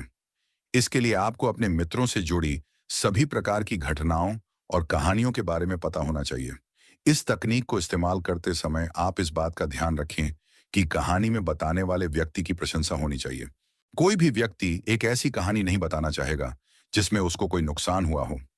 इस तकनीक का एक फायदा और है कि जब वह व्यक्ति पूरे समूह को अपनी कहानी बताने में पूरी तरह से मशगूल हो जाए, तब आप उस बातचीत को छोड़कर आसानी से जा सकते हैं। तो यह तकनीक आपके लिए किसी भी बातचीत को छोड़कर जाने में काफी मददगार साबित होगी। इस बातचीत के दौरान आपको हमेशा एक सकारात्मक दृष्टिकोण वाले व्यक्ति के तौर पर नजर आना चाहिए। हमारी बावी तकनीक इसी बारे में है, जो यह कहती है कि किसी के सामने यदि आपको एक सकारात्मक व्यक्ति के तौर पर उभर कर आना है, तो यह काम आप 1 या 2 दिन में नहीं सीख सकते। इस तकनीक को सीखने के लिए आपको थोड़े धैर्य की आवश्यकता होगी। इस तकनीक के अनुसार एक सकारात्मक व्यक्ति हमेशा खुलकर लोगों से बात करता है। और उसकी मुस्कुराहट भी खुलकर आती है। इससे सामने वाले व्यक्ति को इस बात का पता लगने लगता है कि आप एक सकारात्मक दृष्टिकोण रखने वाले व्यक्ति हैं। आपके साथ कई बार ऐसा हुआ होगा जब आप कोई नई और दिलचस्प बात नहीं सोच पाते। ऐसी स्थिति में आपका यह जानना बेहद आवश्यक है कि कैसे आप हर वक्त कुछ ऐसा बोले जो सामने वाले व्यक्ति को दिलचस्प लगे। हमारी अगली तकनीक इसी बारे में है, जिसके अनुसार आपको बस इतना करना है कि आपको हर दिन की नवीनतम खबरों के बारे में एक साधारण सी जानकारी रखनी है। अगर आप ऐसा कुछ नहीं सोच पा रहे हैं जो आपको लगता है कि सामने वाले को पसंद आएगा, तो आप उस दिन की खबर और समाचार को अपनी बात का मुद्दा बना सकते हैं। अक्सर लोग इसी तरह की चर्चाओं में शामिल होना पसंद करते हैं। आप लोगों ने एक शब्द जरूर सुना होगा, वीआईपी। जब भी आप यह शब्द सुनते हैं तो आपके दिमाग में एक विचार जरूर आता होगा कि शायद यह व्यक्ति एक बहुत ही ताकतवर पद पर बैठा होगा या फिर इस व्यक्ति के पास बहुत सारा पैसा होगा। वीआईपी का अर्थ होता है वेरी इंपॉर्टेंट पर्सन, यानी कि एक ऐसा व्यक्ति जिसकी महत्वता बहुत अधिक है। मगर महत्वता और ओहदा केवल पैसों से आता है, ऐसा तो किसी ने नहीं कहा। हालांकि हम अक्सर ऐसा देखते हैं कि जो व्यक्ति ऊंचे ओहदे पर बैठे होते हैं वह काफी महत्वपूर्ण भूमिका निभाते हैं और उनके पास पैसे भी अच्छे खासे होते हैं। इसीलिए हम सोचते हैं कि वीआईपी व्यक्ति कोई ऊंचे पद पर बैठा एक पैसे वाला इंसान होगा। मगर असल में वीआईपी व्यक्ति कौन होता है, ये हम आपको बताते हैं। वीआईपी व्यक्ति कोई भी हो सकता है। इन वीआईपी व्यक्तियों की एक खास बात होती है कि उनके बोलने का अंदाज ऐसा होता है कि सामने वाले को यह लगता है कि उनकी महत्वता बहुत अधिक है। हमारी अगली तकनीक कुछ सी प्रकार की होगी जिससे आप यह जान सकते हैं कि कैसे आप भी एक वीआईपी की तरह नजर आ सकते हैं। एक वीआईपी की तरह नजर आने के लिए कुछ चीजें ऐसी भी होती हैं जिनको करने से आपको बचना चाहिए। इन चीजों में सबसे ऊपर आता है किसी से यह पूछना कि वह क्या करते हैं। हम में से ज्यादातर लोग जब किसी नए व्यक्ति से मिलते हैं तो हमारा दूसरा या तीसरा सवाल उसके कार्य के बारे में होता है। आपको यह जानकर हैरानी होगी, लेकिन जब भी हमसे कोई हमारी नौकरी के बारे में पूछता है तो हम अक्सर अपने जवाब को लेकर थोड़ा संकोच महसूस करते हैं, क्योंकि हर किसी की नौकरी एक बड़े बैंकर की नहीं होती। इसी कारण हमें यह मानकर चलना चाहिए कि सामने वाला व्यक्ति इस सवाल से असहज हो सकता है। इसीलिए हमें आप क्या करते हैं सवाल को सीधा सीधा पूछने से बचना चाहिए। इससे सामने वाले व्यक्ति को ऐसे लगना चाहिए कि आप उनके साथ बातचीत करना चाहते हैं, वह भी बिना इस बात की परवाह किए कि वह क्या करते हैं। अब यहां यह सवाल उठता है कि आप सामने वाले व्यक्ति की नौकरी के बारे में कैसे जान सकते हैं। सामने वाले व्यक्ति के काम के बारे में जानने के लिए आपको उनसे केवल यही पूछना है कि आप अपना अधिकतर समय कैसे बिताते हैं। फिर वह व्यक्ति अपनी सहजता के आधार पर अपने काम के बारे में आपको बताएगा। अब आप यह सोच रहे होंगे कि तब क्या करें जब कोई आपसे पूछे कि आप क्या करते हैं। तो ध्यान रखें कि उस वक्त भी आपको इसी सवाल का सीधा सीधा जवाब नहीं देना है। उस स्थिति में हमारी 25वीं तकनीक आपके काम आएगी। हमारी 25वीं तकनीक यह कहती है कि जब भी आपसे कोई यह पूछे कि आप क्या काम करते हैं, तो जवाब देने से पहले आप अपने आप से यह सवाल करें कि उस व्यक्ति को आप में क्या दिलचस्पी हो सकती है। क्या वह आपके साथ व्यापार करना चाहता है? क्या वह आपका दोस्त बनना चाहता है? या क्या वह आपका बॉयफ्रेंड या गर्लफ्रेंड बनना चाहता है? इस आधार पर आप अपना एक छोटा रिज्यूमे हमेशा अपने दिमाग में तैयार रखें और उसके आधार पर ही उन्हें जवाब दें। अगर वह व्यक्ति बस एक साधारण सा व्यक्ति है जो मात्र आपसे जान पहचान करना चाहता है, तो आप हमारी पहले की बताई गई तकनीक का इस्तेमाल करें। एक वीआईपी की तरह बनने के लिए एक चीज और है जो आपके लिए काफी ज्यादा महत्वपूर्ण है। वह चीज है आपके अंदर की स्मार्टनेस। लोग हमें अक्सर हम जितने स्मार्ट होते हैं उतना ही देख पाते हैं, लेकिन एक तकनीक ऐसी भी है जिससे आप जितने स्मार्ट हैं उससे भी अधिक स्मार्ट आप लोगों को दिख सकते हैं। इस तकनीक के अनुसार आप अपनी बोलचाल में इस्तेमाल होने वाले शब्दों को थोड़ा बदलिए। यह एक सोची समझी बात है कि जिस व्यक्ति के पास शब्दों का संग्रह अधिक बड़ा होता है वह व्यक्ति अक्सर एक बुद्धिमान व्यक्ति के तौर पर देखा जाता है। इसी कारण आप आम तौर पर जो भी शब्द इस्तेमाल करते हैं उन्हें आप दूसरे व अलग शब्दों से बदलने की कोशिश कीजिए। इससे थोड़े ही दिनों में आप इन शब्दों पर भी महारत हासिल कर लेंगे और जब अगली बार आप यह शब्द इस्तेमाल करेंगे तब आप एक बेहद स्मार्ट व्यक्ति के तौर पर उभर कर आएंगे। उस इंसान के साथ अपनी पहली मुलाकात को याद कीजिए जिसके साथ आपकी कई आदतें मिलती हों। जब भी आप यह सुनते हैं कि सामने वाला व्यक्ति भी आपकी तरह ही सोचता है या आपसे मिलती जुलती पसंद रखता है, तो आप उनके साथ खुलकर बात करने के लिए उतावले हो जाते हैं और सामने वाले व्यक्ति को यह बताने लगते हैं कि कैसे आप दोनों बिल्कुल एक जैसे हैं। यह उतावलापन सामने वाले व्यक्ति को ऐसा एहसास दिलाता है कि आप अकेले और बिना कोई दोस्त वाले व्यक्ति हैं। इसीलिए इस बात के पूरे आसार हैं कि वह आप में ज्यादा दिलचस्पी न ले। इसी कारण हमें यह सीखना जरूरी है कि हम कैसे इस उतावलेपन की आदत को दूर करें। हमारी अगली तकनीक आपको यही सिखाएगी कि आप कैसे अपने उतावलेपन की आदत को दूर कर सकते हैं। जब भी आपको कोई ऐसा व्यक्ति मिले जो आपसे काफी मिलता जुलता हो, तब आप तेजी से किसी भी निष्कर्ष पर ना पहुंचे। अपनी हर आदत को धीरे धीरे उनके सामने लाएं। जितना आप उनको अपनी आदतें बताने के लिए इंतजार करवाएंगे, उतना ही आप एक आत्मविश्वास व्यक्ति के तौर पर उभर कर आएंगे। इसके बाद आप एक और परिस्थिति के बारे में विचार कीजिए, जहां आपको सामने वाले व्यक्ति से सम्मान और प्रेम की आवश्यकता है, जो हम सबको होती है। तो क्या ऐसी भी कोई तकनीक है जिससे आप सामने वाले व्यक्ति का प्रेम या आदर हासिल कर सकते हैं? इसके लिए आपको बस एक साधारण सी बात ध्यान में रखनी है कि जब भी आप किसी से बात करें, तो हमेशा बातचीत की शुरुआत सामने वाले व्यक्ति के बारे में बात करके करें, ना कि खुद के बारे में। इसका कारण यह है कि हम जब भी किसी व्यक्ति को यह बताते हैं कि हमारे मन में उनके प्रति कितना सम्मान है, तो वह अपने आप ही हमें सम्मान देता है। अब जब आप इतनी सारी तकनीकें सीख चुके हैं, तो ऐसा संभव है कि लोग यह देखने लगे कि आप हर व्यक्ति से इतनी ही गर्मजोशी के साथ मुस्कुराकर बात करते हैं। इसका असर यह भी हो सकता है कि लोग यह समझना बंद कर दें कि आप उन्हें अपने लिए एक विशेष व्यक्ति मानते हैं। हमारी अगली तकनीक आपको यह सिखाएगी कि कैसे लोगों को यह महसूस करवाएं कि वह एक खास व्यक्ति हैं। आप जब भी किसी व्यक्ति से मिले, तो उस व्यक्ति के लिए विशेष प्रकार की मुस्कुराहट अपने दिमाग में सोच कर रखें। जो व्यक्ति आपके लिए जितना खास है, उसे उसी प्रकार की मुस्कुराहट दे। हर जगह पर एक ही तरह से मुस्कुराना आपकी मुस्कुराहट को लोगों के लिए झूठा साबित कर सकता है। इसलिए जो लोग आपके बहुत करीब हैं, उनको एक विशेष मुस्कुराहट दें, ताकि उन्हें यह एहसास हो कि वह आपके जीवन में एक विशेष स्थान रखते हैं। कई बार हम बातचीत करते करते यह भूल जाते हैं कि वह कौन सी बातें हैं जो हमें एक बेवकूफ की तरह प्रदर्शित कर सकती हैं। इसी कारण हम जब भी कुछ बोलते हैं, तो हमें इस बात का पूरा ध्यान रखना चाहिए कि कहीं यह बात हमें एक बेवकूफ की तरह तो नहीं दिखाएगी। हमारी तीवी तकनीक आपको यही सिखाएगी कि कैसे आप बेवकूफी भरी बातें करने से खुद को बचा सकते हैं। इस तकनीक में बस एक छोटी सी बात है जो आपको ध्यान में रखनी है, और वह यह है कि जब भी आप किसी व्यक्ति से मिलें, तो ऐसे वाक्यों का इस्तेमाल ना करें जो बेहद अधिक इस्तेमाल किए जाते हैं। इन वाक्यों को बार बार इस्तेमाल किए जाने पर आप एक ऐसे व्यक्ति के तौर पर उभर कर आएंगे जिसे सोचने का संयम नहीं है, और सामने वाला व्यक्ति आपको बेवकूफ समझने लगेगा। खुद को बेवकूफी करने से बचाने के बाद अब बारी है खुद को एक प्रेरणादायक वक्ता की तरह प्रदर्शित करने की। हमारी अगली तकनीक आपको यह सिखाएगी कि कैसे आप एक प्रेरणादायक वक्ता की तकनीकों का इस्तेमाल करके खुद को एक बेहतरीन व्यक्ति के तौर पर प्रदर्शित कर सकते हैं। इसके लिए आपको यह ध्यान रखना है कि जब भी आप कोई बात कहें, तो उस बात का संदर्भ सबसे मिलता जुलता होना चाहिए। वह बात एक बुद्धिमत्तापूर्ण बात होनी चाहिए, जिसमें थोड़ी लय, और यदि माहौल अच्छा हो तो बाद में थोड़ा मजाकिया अंदाज भी लाया जा सकता है। इस तकनीक के साथ आप अपनी बात को उतनी ही आसानी से लोगों के दिमाग तक पहुंचा सकते हैं, जैसे एक प्रेरणादायक वक्ता अपने श्रोताओं तक अपनी बात पहुंचाता है। बेवकूफी भरी एक और बड़ी गलती जो अक्सर लोग करते हैं, वह यह है कि अक्सर लोग शब्दों के जाल में फंस जाते हैं।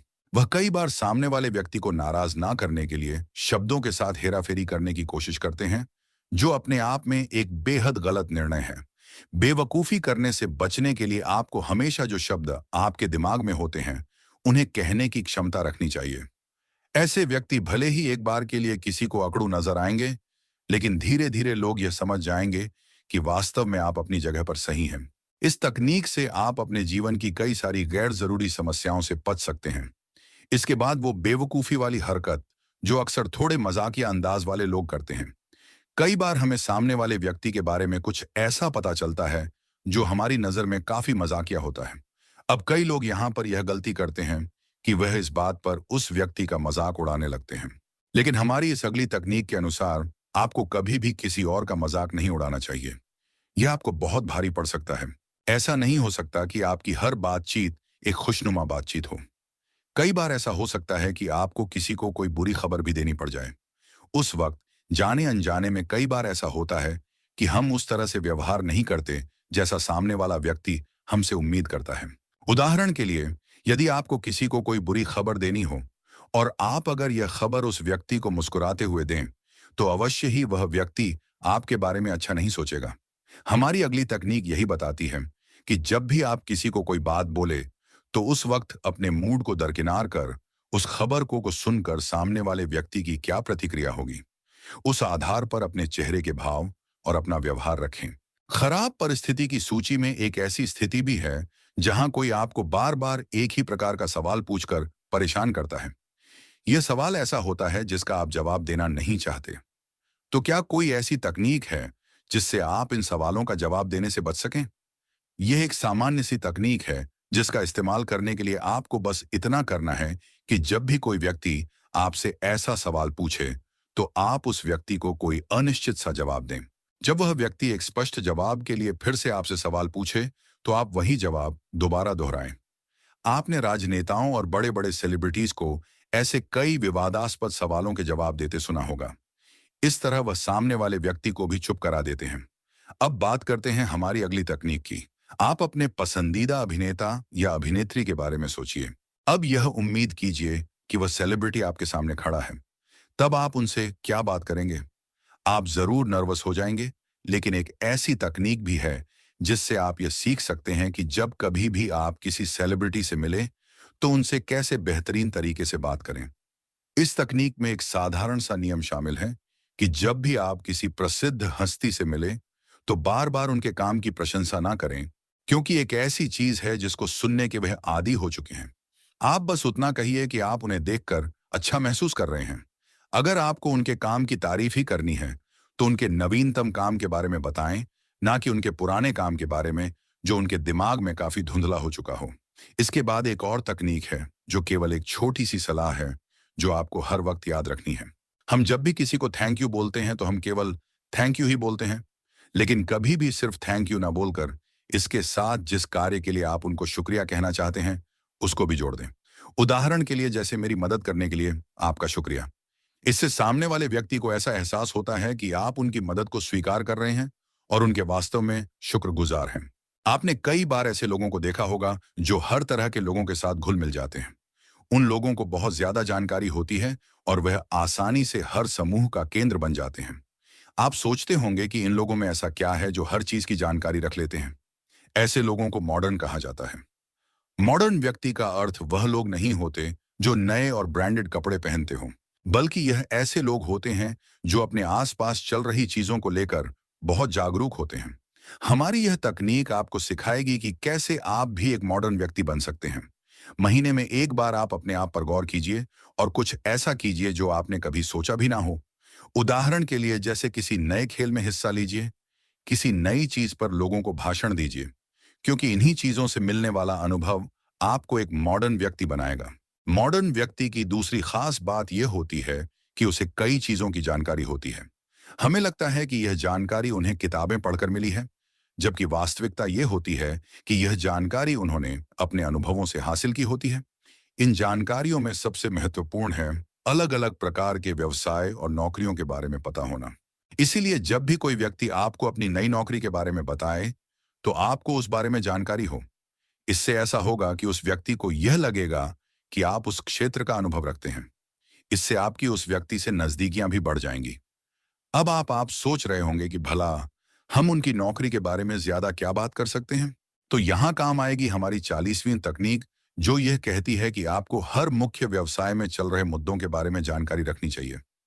जब भी आपको उस व्यवसाय से जुड़ा कोई व्यक्ति मिले, तो उस मुद्दे पर आपको उनसे बात करनी चाहिए। इससे उनको एहसास होगा कि आप उनके काम के बारे में जानकारी रखते हैं और तब आप उनके सामने एक बुद्धिमान व्यक्ति के तौर पर उभर कर आएंगे। एक मॉडर्न व्यक्ति की तरह नजर आने के लिए जो अगली सलाह हम देने जा रहे हैं, वह यह है कि आपको सामने वाले की जिंदगी के बारे में थोड़ा बहुत पता होना चाहिए। अगर आप उस व्यक्ति को प्रभावित करना चाहते हैं, तो आपको इस बात की जानकारी रखनी चाहिए कि वह अपनी जिंदगी में क्या कर रहे हैं। हमारी अगली तकनीक यही सिखाती है कि आप जिस भी व्यक्ति से मिल रहे हो, तो आपको उसके बारे में यह पता होना चाहिए कि वह किस विशेष खेल में रुचि रखते हैं या उनकी किस विशेष विचारधारा में रुचि है। अब आप जब भी उनसे बात करें तो इन चीजों को मुद्दा बनाएं। इससे वह व्यक्ति आपसे बात करने में बेहद दिलचस्पी लेगा। इसके बाद जो सलाह आती है वह मॉडर्न व्यक्ति बनने के लिए हमारी आखिरी सलाह है। हम में से अधिकतर लोग विदेश घूमने की इच्छा रखते हैं। वहीं हम में से कई लोग ऐसे भी हैं जो विदेश जाने की बात से ही घबरा जाते हैं। हम यह सोचते हैं कि उन देशों में जाकर हम कैसे वहां के लोगों से बात कर पाएंगे। हमारी अगली तकनीक आपको यही सिखाएगी कि कैसे विदेश जाकर वहां के लोगों से ऐसी बातचीत कर सकते हैं जिससे कि वह लोग आपसे प्रभावित हो जाएं। आप जब भी विदेश जाएं तो सबसे पहली बात यह पता करें कि उस देश के लोग किस चीज को अच्छा मानते हैं और किसे बुरा। हर देश के अपने अपने रीति रिवाज होते हैं। आप उन रिवाजों के बारे में जानें और देखें कि कौन सी बातें वहां के लोगों को अच्छी लग सकती हैं। वहां के लोग एक दूसरे को शुक्रिया कैसे कहते हैं और गिफ्ट में क्या देते हैं। अगर आप इन चीजों के बारे में जान लेंगे तो उस देश के लोग भी यह जानकर हैरान होंगे कि कैसे एक दूसरे देश से आया व्यक्ति उनकी संस्कृति के बारे में इतना कुछ जानता है। ऐसा कई बार हुआ होगा जब आप किसी से कोई बात करना चाहते हैं लेकिन वह बात आप ठीक तरीके से सामने वाले व्यक्ति को समझा नहीं पाते। कई बार ऐसा भी होता होगा जब सामने वाला व्यक्ति आपको गलत समझ बैठे। इस स्थिति में हमारी अगली तकनीक आपको सिखाएगी कि कैसे आप अपने मन की बात सामने वाले व्यक्ति को बता सकते हैं। इस तकनीक का इस्तेमाल करने के लिए आपको सबसे पहले सामने वाले व्यक्ति के हाव भाव देखने होंगे। कुछ लोगों को देखकर चीजें समझने की आदत होती है, तो वहीं कई लोग ऐसे होते हैं जिनको सुनकर चीजें समझने की आदत होती है। इसलिए सबसे पहले आपको यह पता करना है कि जिस व्यक्ति से आप बात कर रहे हैं उस व्यक्ति की चीजों को समझने की प्रक्रिया क्या है, और फिर उसी के अनुसार आप अपनी बातें उनसे कहें। अपने मन की बात बताने के बाद आप सामने वाले व्यक्ति का भरोसा काफी हद तक जीत सकते हैं। लेकिन इसे और प्रभावशाली बनाने के लिए आपको हमारी अगली तकनीक काम आएगी। इसके लिए आपको बस इतना करना है कि जब भी आप किसी व्यक्ति से बात करें तो मैं या तुम जैसे शब्दों की जगह हम या हमारा जैसे शब्दों का इस्तेमाल करें। इससे सामने वाले व्यक्ति को आपके नजदीक होने का आभास होगा। इन दोनों तकनीकों को इस्तेमाल करने के बाद अब बारी आती है हमारी 50वीं तकनीक को आजमाने की। इस तकनीक के इस्तेमाल से आप सामने वाले व्यक्ति के एकदम करीब आ सकते हैं। आपको केवल इतना करना है कि आपको उस व्यक्ति के साथ बिताए अपने किसी खास क्षण को याद करना है। जब भी आप उस व्यक्ति से कुछ वक्त के लिए मिले तो यह कोशिश कीजिए कि उस व्यक्ति के साथ आप कुछ ऐसा कर पाए जो आप दोनों के लिए एक अच्छी याद बन जाए। भले ही आप उनके साथ छोटा सा मजाक करें, लेकिन जब अगली बार आप उनसे मिलेंगे तो आप दोनों उन अच्छी यादों को याद करें। इससे वह आपके काफी करीब महसूस करेंगे। अपनी मन की बातें करते वक्त कई बार ऐसा भी हो जाता है कि आपको किसी की तारीफ करनी है, लेकिन ऐसा भी होता है कि आप तारीफ करते हैं लेकिन सामने वाले व्यक्ति को लगता है कि आप शायद उनकी झूठी तारीफ कर रहे हैं। इसीलिए जरूरी हो जाता है कि हम एक टेक्निक ऐसी बताएं जिससे कि आप यह सीख सके कि किसी व्यक्ति की तारीफ कैसे करनी होती है।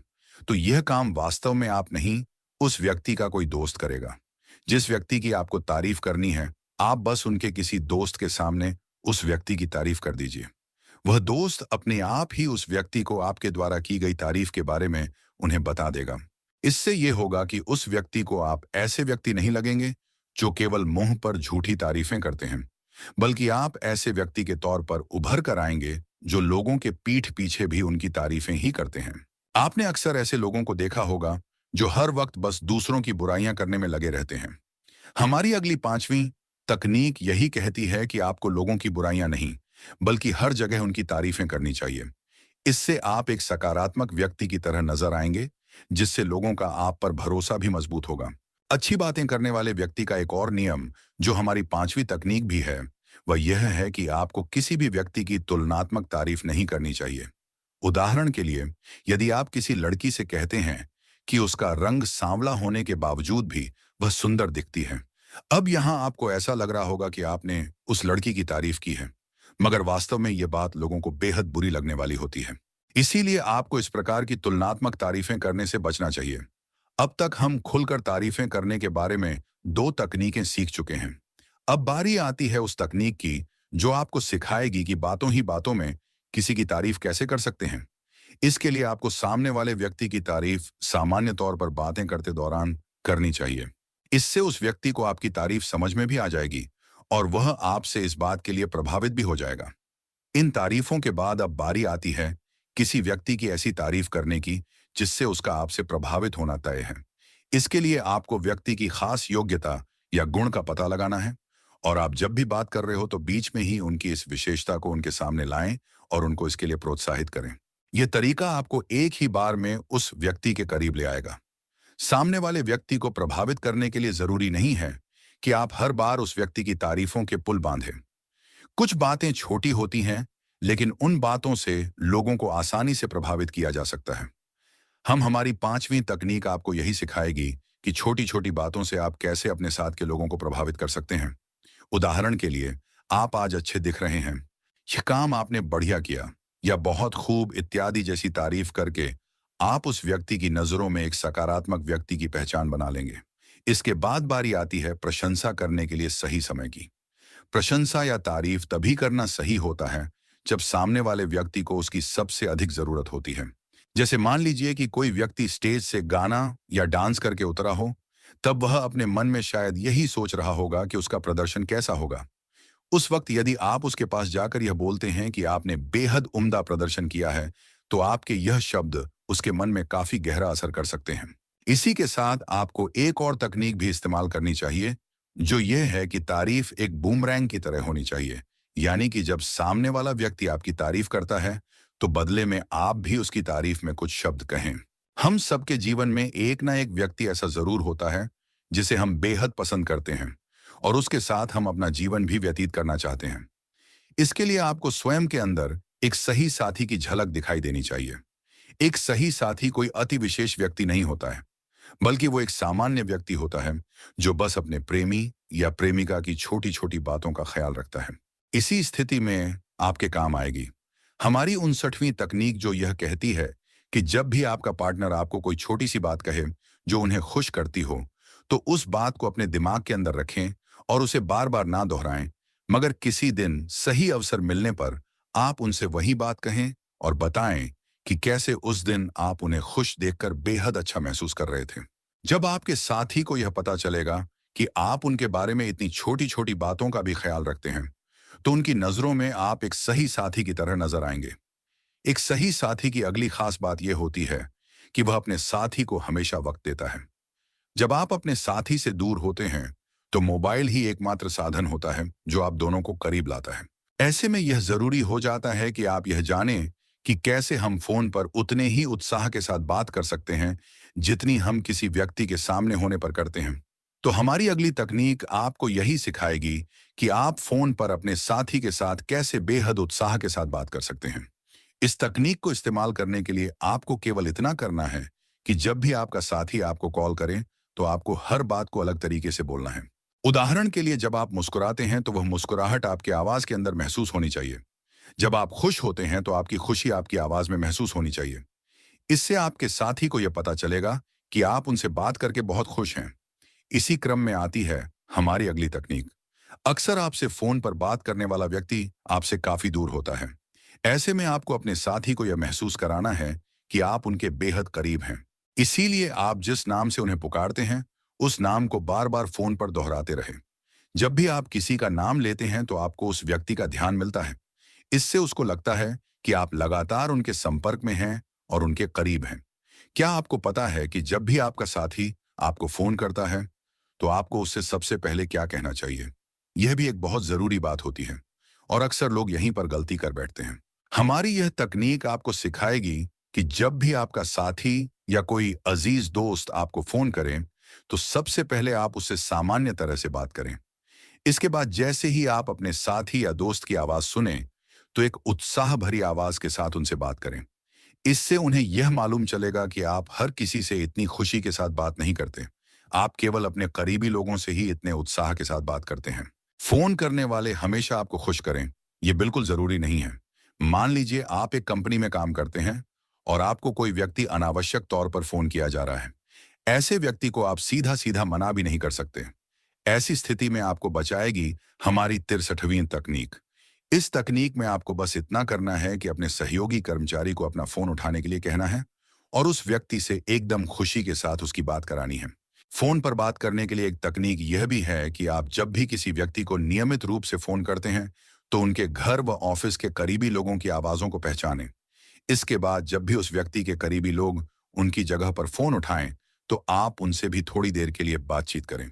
इससे आप उन लोगों के साथ भी अपनी जान पहचान गहरी कर पाएंगे और आपका काम जल्दी होने के आसार भी बढ़ जाएंगे। फोन पर बात करते समय एक और तकनीक आपके बहुत काम आएगी। यह तकनीक कहती है कि आप जब भी किसी व्यक्ति को फोन करते हैं तो फोन करने के ठीक बाद आपको पहला सवाल यह पूछना चाहिए कि यह आपसे बात करने का ठीक समय है। इस तरह से आप किसी भी व्यक्ति को खुद से बात करने पर मजबूर नहीं करेंगे। ऐसी ही एक और तकनीक है जो आपको हमेशा ध्यान में रखनी चाहिए। वो तकनीक है कि जब भी आप किसी व्यक्ति से बात कर रहे हो और उसी दौरान आपको उनके पीछे से किसी चीज की आवाज आए, जैसे किसी व्यक्ति द्वारा उन्हें बुलाने की, कुत्ते की भौंकने की या किसी बच्चे के रोने की, तो आप तुरंत उनसे पूछे कि क्या वह अभी व्यस्त हैं। इससे यदि वह व्यक्ति व्यस्त होगा भी, तब भी आप उसको एक बेहद ही सहज व्यक्ति के तौर पर नजर आएंगे। फोन के साथ साथ जब भी आप किसी को वॉइस मेल भेजें तो अपनी वॉइस मेल को हमेशा साधारण रखें। वॉइस मेल में घुमा फिरा कर बात ना करके सीधा मुद्दे की बात करें। यही हमारी अगली तकनीक भी है। आपके साथ ऐसा कितनी बार हुआ होगा जब आप किसी को फोन करते हैं तो वह फोन उठाकर कहते हैं कि वह थोड़ी देर में वापस फोन करेंगे, लेकिन उनका फोन वापस नहीं आता, मगर आप उनके फोन का इंतजार करते रहते हैं।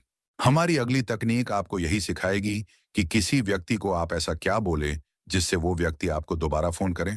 इसके लिए जब भी आप किसी को फोन करें तो ऐसा सोचिए जैसे आप किसी हॉलीवुड फिल्म के ऑडिशन के लिए जा रहे हो, जहां आपके पास सिर्फ 10 सेकंड है अपनी बात कहने के लिए। इन्हीं 10 सेकंड में आपको जो जरूरी बात कहनी है वह कह दीजिए। इसके बाद वह व्यक्ति आपको वापस फोन करेगा। यह पूरी तरह से संभव है। अब बात करते हैं जब भी आप किसी महत्वपूर्ण व्यक्ति से बात करने के लिए उन्हें फोन करते हैं। ऐसे में अक्सर उनके सेक्रेटरी आपको कोई सेल्समैन समझकर आपकी बात उस वीआईपी व्यक्ति से नहीं कराते। हमारी अगली तकनीक में हम आपको यह सिखाएंगे कि कैसे आप वीआईपी व्यक्ति के सेक्रेटरी से ऐसी बातें करें जिनसे उनको लगे कि आप उस वीआईपी व्यक्ति के अच्छे दोस्त हैं। इसके लिए आपको यह करना है कि जब भी आप ऐसे वीआईपी व्यक्ति को फोन करें और उनके सेक्रेटरी फोन उठाएं, तो आपको बस ये कहना है कि हेलो मिस्टर, मैं फलां व्यक्ति बोल रहा हूं। इसमें आप अपना नाम लेंगे और उसके बाद आप कहेंगे कि क्या वह वीआईपी व्यक्ति का नाम जिससे आप बात करना चाहते हैं अभी अंदर है। अब जब आप उस वीआईपी व्यक्ति के बारे में इतने साधारण होकर बात करेंगे तो उनके सेक्रेटरी को भी यही लगेगा कि शायद आप दोनों अच्छे दोस्त हैं। इससे आपकी और उस वीआईपी की बातचीत होने के आसार बढ़ जाएंगे। फोन पर बातचीत के लिए हमारी आखिरी तकनीक यानी तकनीक नंबर 70 में आप यह सीखेंगे कि जब भी आपका कोई व्यावसायिक फोन आए तो उसे रिकॉर्ड अवश्य करें। फिर उस रिकॉर्डिंग को 1 या 2 बार फिर से सुनें। इससे आपको खुद पता चलेगा कि आपकी कौन सी बातें आपके सहायक व्यापारियों को असहज कर सकती हैं। आपने कई बार ऐसा महसूस किया होगा कि अक्सर आप पार्टियों में बैठकर यह उम्मीद कर रहे होते हैं कि कोई व्यक्ति आपसे आकर बात करे, लेकिन पूरी पार्टी के दौरान कोई व्यक्ति आपसे आकर बात नहीं करता। तब आप यह सोच कि क्यों कोई आकर आपसे बात नहीं कर रहा। तो हम आपको बता दें कि कुछ ऐसी गलतियां होती हैं जो कई लोग पार्टियों के दौरान करते हैं। हमारी अगली कुछ तकनीकें आपको यही सिखाएंगे कि कैसे आप इन गलतियों से बचकर पार्टियों में नए लोगों से मुलाकात कर सकते हैं। इसमें सबसे पहली चीज यह है कि आपको पार्टियों में हर वक्त बस खाते पीते नजर नहीं आना चाहिए। इसके अलावा आप स्वयं भी इस बात का ध्यान रखें कि जब कोई व्यक्ति खाना खा रहा हो तो उस वक्त उसे परेशान ना करें। बाकी लोग भी इसी बात का ध्यान रखते हैं। इसीलिए जब आप कुछ खा पी रहे होते हैं तो लोग आपसे बात करने से बचते हैं। इसी के चलते आप अपना पहला काम यह कीजिए कि खाने या पीने जैसी चीजें आप पार्टियों में एक विशेष समय में ही करें। जब आप खाली बैठे होंगे तभी लोग आपसे बातचीत करने के लिए उत्सुक होंगे, क्योंकि तब उन्हें यह पता होगा कि आप इस वक्त बातचीत करने के लिए उपलब्ध हैं। अब बारी यह जानने की आती है कि किसी भी पार्टी में एंट्री कैसे लें। जब भी आप किसी पार्टी में जाएं तो उस कमरे के मुख्य द्वार पर थोड़ी देर के लिए रुके और एक नजर पूरे कमरे में घुमा लें। इससे आपके दिमाग में वहां के हालात की पूरी जानकारी बैठ जाएगी और बाकी लोग भी आपको तब तक देख पाएंगे। अब जब आप पार्टी में पहुंच जाएं तो मान लीजिए कि वहां एक ऐसा व्यक्ति है जिससे आप बात करना चाहते हैं। ऐसी स्थिति में हमारे दिमाग में अक्सर यह आता है कि हम बातचीत की शुरुआत नहीं करेंगे, लेकिन हमारी 73वीं तकनीक यह सिखाती है कि जब भी आप किसी व्यक्ति से बात करना चाहते हैं, तो इस बात का बिल्कुल इंतजार ना करें कि सामने वाला व्यक्ति आकर आपसे बात करेगा। आपको खुद ही उस व्यक्ति से बात कर लेनी चाहिए। इसके बाद हमारी अगली तकनीक यह कहती है कि पार्टी के दौरान आप खुद की बॉडी मूवमेंट्स ऐसी रखें जिससे लोगों को ऐसा लगे कि आप नए लोगों से बातचीत करना चाहते हैं, ना कि उनसे दूर रहना चाहते हैं। उदाहरण के लिए जैसे आप अपने हाथों को बांध कर ना रखें। इन चीजों का ध्यान रखकर आप नए लोगों को अपनी ओर आकर्षित कर सकते हैं। इसी पार्टी में जब आप उस खास व्यक्ति से मिले, तो सबसे पहले आप उनको एक सुपरस्टार की तरह महसूस कराएं। अब आप सोच रहे होंगे कि यह आप कैसे कर सकते हैं। तो इसके लिए हमारे पास हमारी तकनीक नंबर 75 है। इस तकनीक के अनुसार जब भी सामने वाला व्यक्ति आपसे कुछ बात कर रहा हो, तो उसकी छोटी छोटी बात भी आप अपने दिमाग में रखें और जहां भी आपको मौका मिले, आप उनकी छोटी से छोटी सफलता पर भी तारीफ करें। इससे वह व्यक्ति आपसे बहुत प्रभावित होगा, क्योंकि आप उनकी मामूली सी सफलता पर भी इतना प्रोत्साहन दे रहे हैं। हमारी 76वीं तकनीक भी कुछ इस प्रकार की है। इसमें भी आपको सामने वाले व्यक्ति की छोटी छोटी बातों को ध्यान में रखना है। अगली बार जब भी आप उनसे मिले, तो बातों ही बातों में उन्हें बताएं कि आपको कैसे उनके बारे में ये छोटी छोटी बातें याद हैं। हमारी अगली तकनीक खास तौर से सेल्स में काम कर रहे लोगों के लिए है। इन लोगों को यदि अपनी सेल्स आगे बढ़ानी है, तो उन्हें अपने ग्राहकों की छोटी से छोटी शारीरिक हलचल को भी ध्यान में रखना होगा। हर व्यक्ति अपने अंदर से खास तरह के संकेत देता है, जो उस व्यक्ति की शारीरिक हलचल को देखकर समझ में आ सकते हैं। सेल्स में काम कर रहे व्यक्ति को इन शारीरिक हलचल को महसूस करना आना चाहिए। इसके आधार पर ही वह अपने ग्राहकों को अपना उत्पाद खरीदने के लिए मना सकते हैं। एक विजेता या बुद्धिमान व्यक्ति की खास बात यह होती है कि वह कभी भी किसी व्यक्ति को हर छोटी बात के लिए टोकता नहीं है। एक समझदार व्यक्ति सामान्य मानव व्यवहार को बहुत अच्छे से समझता है। इसके अलावा वह बातचीत के दौरान होने वाली कई तरह की समस्याओं जैसे अटकना, हकलाना इत्यादि को हमेशा नजरअंदाज करता है। तो अगर आपके साथ वाला व्यक्ति भी ऐसी कोई सामान्य सी गलती करे, तो उसकी कभी आलोचना ना करें। इसके बाद जो दूसरी चीज हम देखते हैं, वह यह है कि कई बार हम बातों ही बातों में किसी और व्यक्ति की बात को बीच में टोक देते हैं। इससे उस व्यक्ति की बात अधूरी रह जाती है। इसीलिए आपको हमेशा यह ध्यान रखना है कि जिस भी व्यक्ति की बात अधूरी रह गई हो, आप उसे अपनी बात पूरी करने का मौका दें। यदि कोई आपकी बात को बीच में काटता है, तो इस बात के लिए आपको बुरा महसूस करने की बिल्कुल आवश्यकता नहीं है। इस तकनीक के बाद हमारी अगली बात की शुरुआत उस तकनीक से होती है जो आपको यह सिखाती है कि जब भी आप किसी व्यक्ति से मदद मांगे, तो आप अपने इरादे उन्हें पहले से ही बता दें। ऐसा ना करें कि आप उनसे मदद किसी और चीज के लिए मांग रहे हैं और जब वह आपके पास आए, तो आप उनसे अतिरिक्त मदद मांगने लगे। यह एक चालबाज व्यक्ति की निशानी होती है, इसलिए ऐसा करने से बचें। आपके दोस्तों ने कई बार आपको कहीं ऐसा कहा होगा कि वह आपकी उस बात पर मदद करना चाहते हैं। तब आप यह सोचते हैं कि ऐसा करने से शायद आप किसी दूसरे पर निर्भर नजर आएंगे और इसीलिए उन्हें मना कर देते हैं। लेकिन हमारी 8वीं तकनीक के अनुसार जब भी आपका कोई करीबी आपकी मदद करने के लिए अपना हाथ आगे बढ़ाए, तो खुले दिल से उसकी मदद को स्वीकार कीजिए और तहे दिल से उन्हें शुक्रिया भी कहिए। अपने दोस्तों के बीच होटल और रेस्टोरेंट के बिल चुकाने को लेकर बहस को अक्सर देखा होगा, जहां कई बार एक ही व्यक्ति बार बार बिल चुका है। तो वहीं कुछ लोग ऐसे भी होते हैं जो कभी भी बिल नहीं चुकाते। इसीलिए अगर आप अपने समूह के साथ हैं, तो बिल चुकाते समय ऐसा कभी ना जताएं कि आप ये बिल चुका रहे हैं, बल्कि लोगों को ऐसा लगना चाहिए कि आप तो मित्रता के कारण ऐसा कर रहे हैं। इससे आपके दोस्तों को अपने आप ही यह एहसास हो जाएगा कि आप अपने सिद्धांतों को लेकर काफी पक्के हैं और अगली बार से वह अपने आप ही बारी बारी बिल देना शुरू कर देंगे। आपने कई बार ऐसे लोगों को देखा होगा जो पार्टियों में जाकर वहां मौजूद अपने प्रतिद्वंदी व्यक्ति से बहस या किसी लड़ाई झगड़े में उलझ जाते हैं। ऐसे में उन दोनों व्यक्तियों के अलावा बाकी सभी लोगों का मूड खराब हो जाता है। तो यदि आप भी लोगों के सामने अच्छा प्रभाव रखना चाहते हैं, तो कभी भी इस तरह की जगह पर अपने व्यक्तिगत मामलों की बहस ना करें और अपनी पार्टी का मजा लें। पार्टी के बाद अब बात आती है डाइनिंग टेबल की।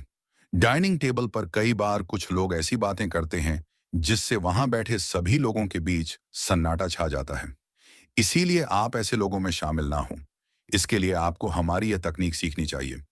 डाइनिंग टेबल पर कभी ऐसे मुद्दों पर बात नहीं करनी चाहिए जो आगे चलकर बहस में बदल सकते हैं। उदाहरण के लिए, यदि कोई व्यक्ति किसी खास विचारधारा को मानता हो, तो उसकी विचारधारा सही है या गलत, इस बारे में बात करने के लिए डाइनिंग टेबल एक सही जगह नहीं है। मान लीजिए कि आपके ऑफिस का कोई दोस्त आपको बाजार या बीच रास्ते में मिल जाता है, तो उस वक्त आपको उस व्यक्ति से क्या बात करनी चाहिए? क्या आपको उससे बिजनेस के बारे में बात करनी चाहिए या उसकी सगाई और शादी के बारे में बात करनी चाहिए? ऐसी स्थिति में हमारी 8वीं तकनीक आपको सिखाएगी कि जब भी आप किसी व्यक्ति से बेहद कम समय के लिए मिलते हैं, तो आपकी बातचीत भी ऐसी होनी चाहिए जो बहुत कम समय तक चले, न कि शादी और बिजनेस जैसे गहरे विषय पर। आमतौर पर लोग ऐसी परिस्थितियों से बचने की कोशिश करते हैं जो उन्हें किसी परेशानी में डाल सकती है।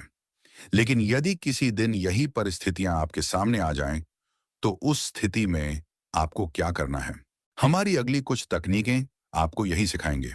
कई बार ऐसा होता है कि किसी बहस के दौरान सामने वाला व्यक्ति आपकी बात सुनने के लिए तैयार ही नहीं होता। आप हर तरीके से उस जगह पर सही होते हैं, लेकिन सामने वाला व्यक्ति आपको बोलने का मौका ही नहीं देता। इस कारण आप अपनी बात को ठीक से नहीं रख पाते।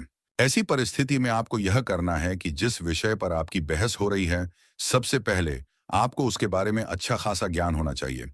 उसके बाद सामने वाले व्यक्ति को जितना मर्जी हो उतना बोलने दीजिए, और जब वो व्यक्ति बोलकर रुक जाए, तब एक एक करके उसकी सभी बातों का खंडन कीजिए।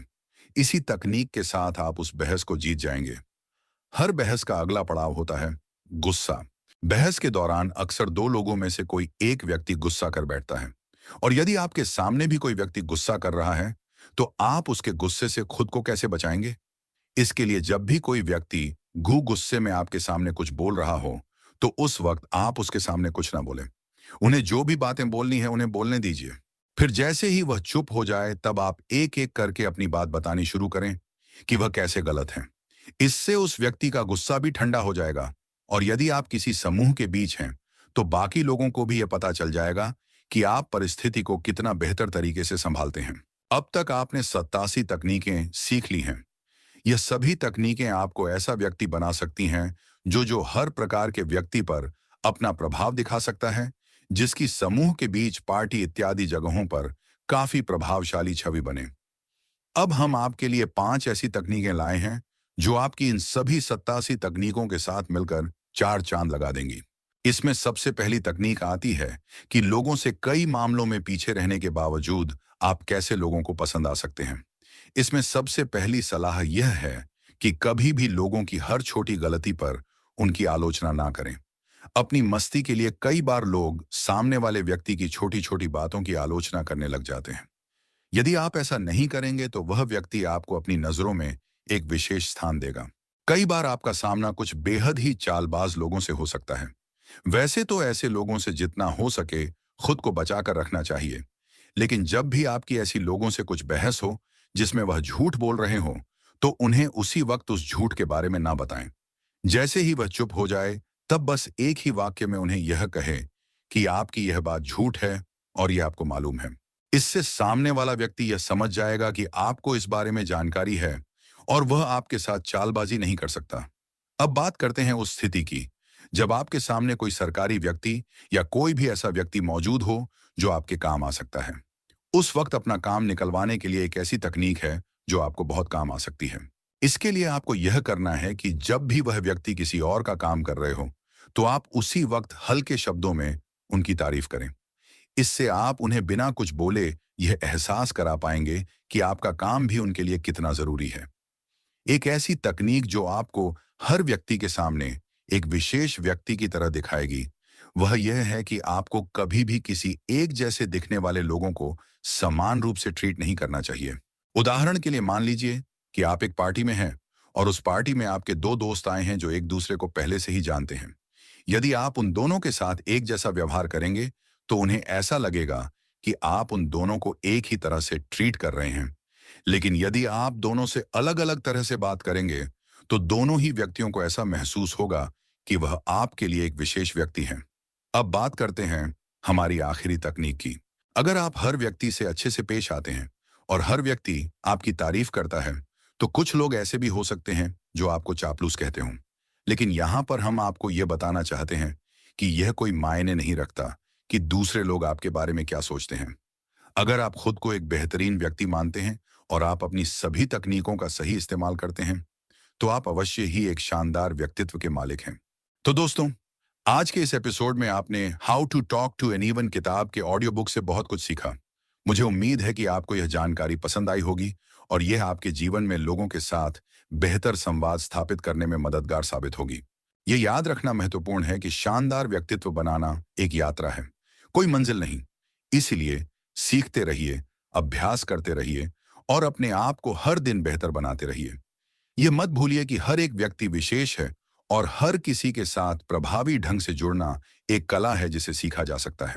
अगर आज आपने कुछ नया सीखा है या आपको यह ऑडियो बुक पसंद आया है, तो कृपया इसे लाइक करें और अपने दोस्तों और परिवार के साथ शेयर करें। आपकी प्रतिक्रिया हमारे लिए बहुत महत्वपूर्ण है, तो नीचे कमेंट करके हमें जरूर बताएं कि आपको यह ऑडियो बुक कैसा लगा और आप आगे किन विषयों पर सुनना चाहेंगे। और हाँ, अगर आपने अभी तक हमारे चैनल को सब्सक्राइब नहीं किया है, तो जल्दी से सब्सक्राइब बटन दबाएं और बेल आइकन को भी जरूर दबाएं ताकि हमारे आने वाले सभी ऑडियो बुक आप तक सबसे पहले पहुंच सकें। हम आपके लिए हर बार नई और प्रेरणादायक ऑडियो बुक्स लेकर आते रहेंगे। हम जल्द ही एक और शानदार ऑडियो बुक के साथ आपसे मिलेंगे। तब तक के लिए अपना ख्याल रखें और अपने आसपास के लोगों के साथ सकारात्मक संवाद स्थापित करते रहें। याद रखिएगा, आपकी बातें मायने रखती हैं। धन्यवाद।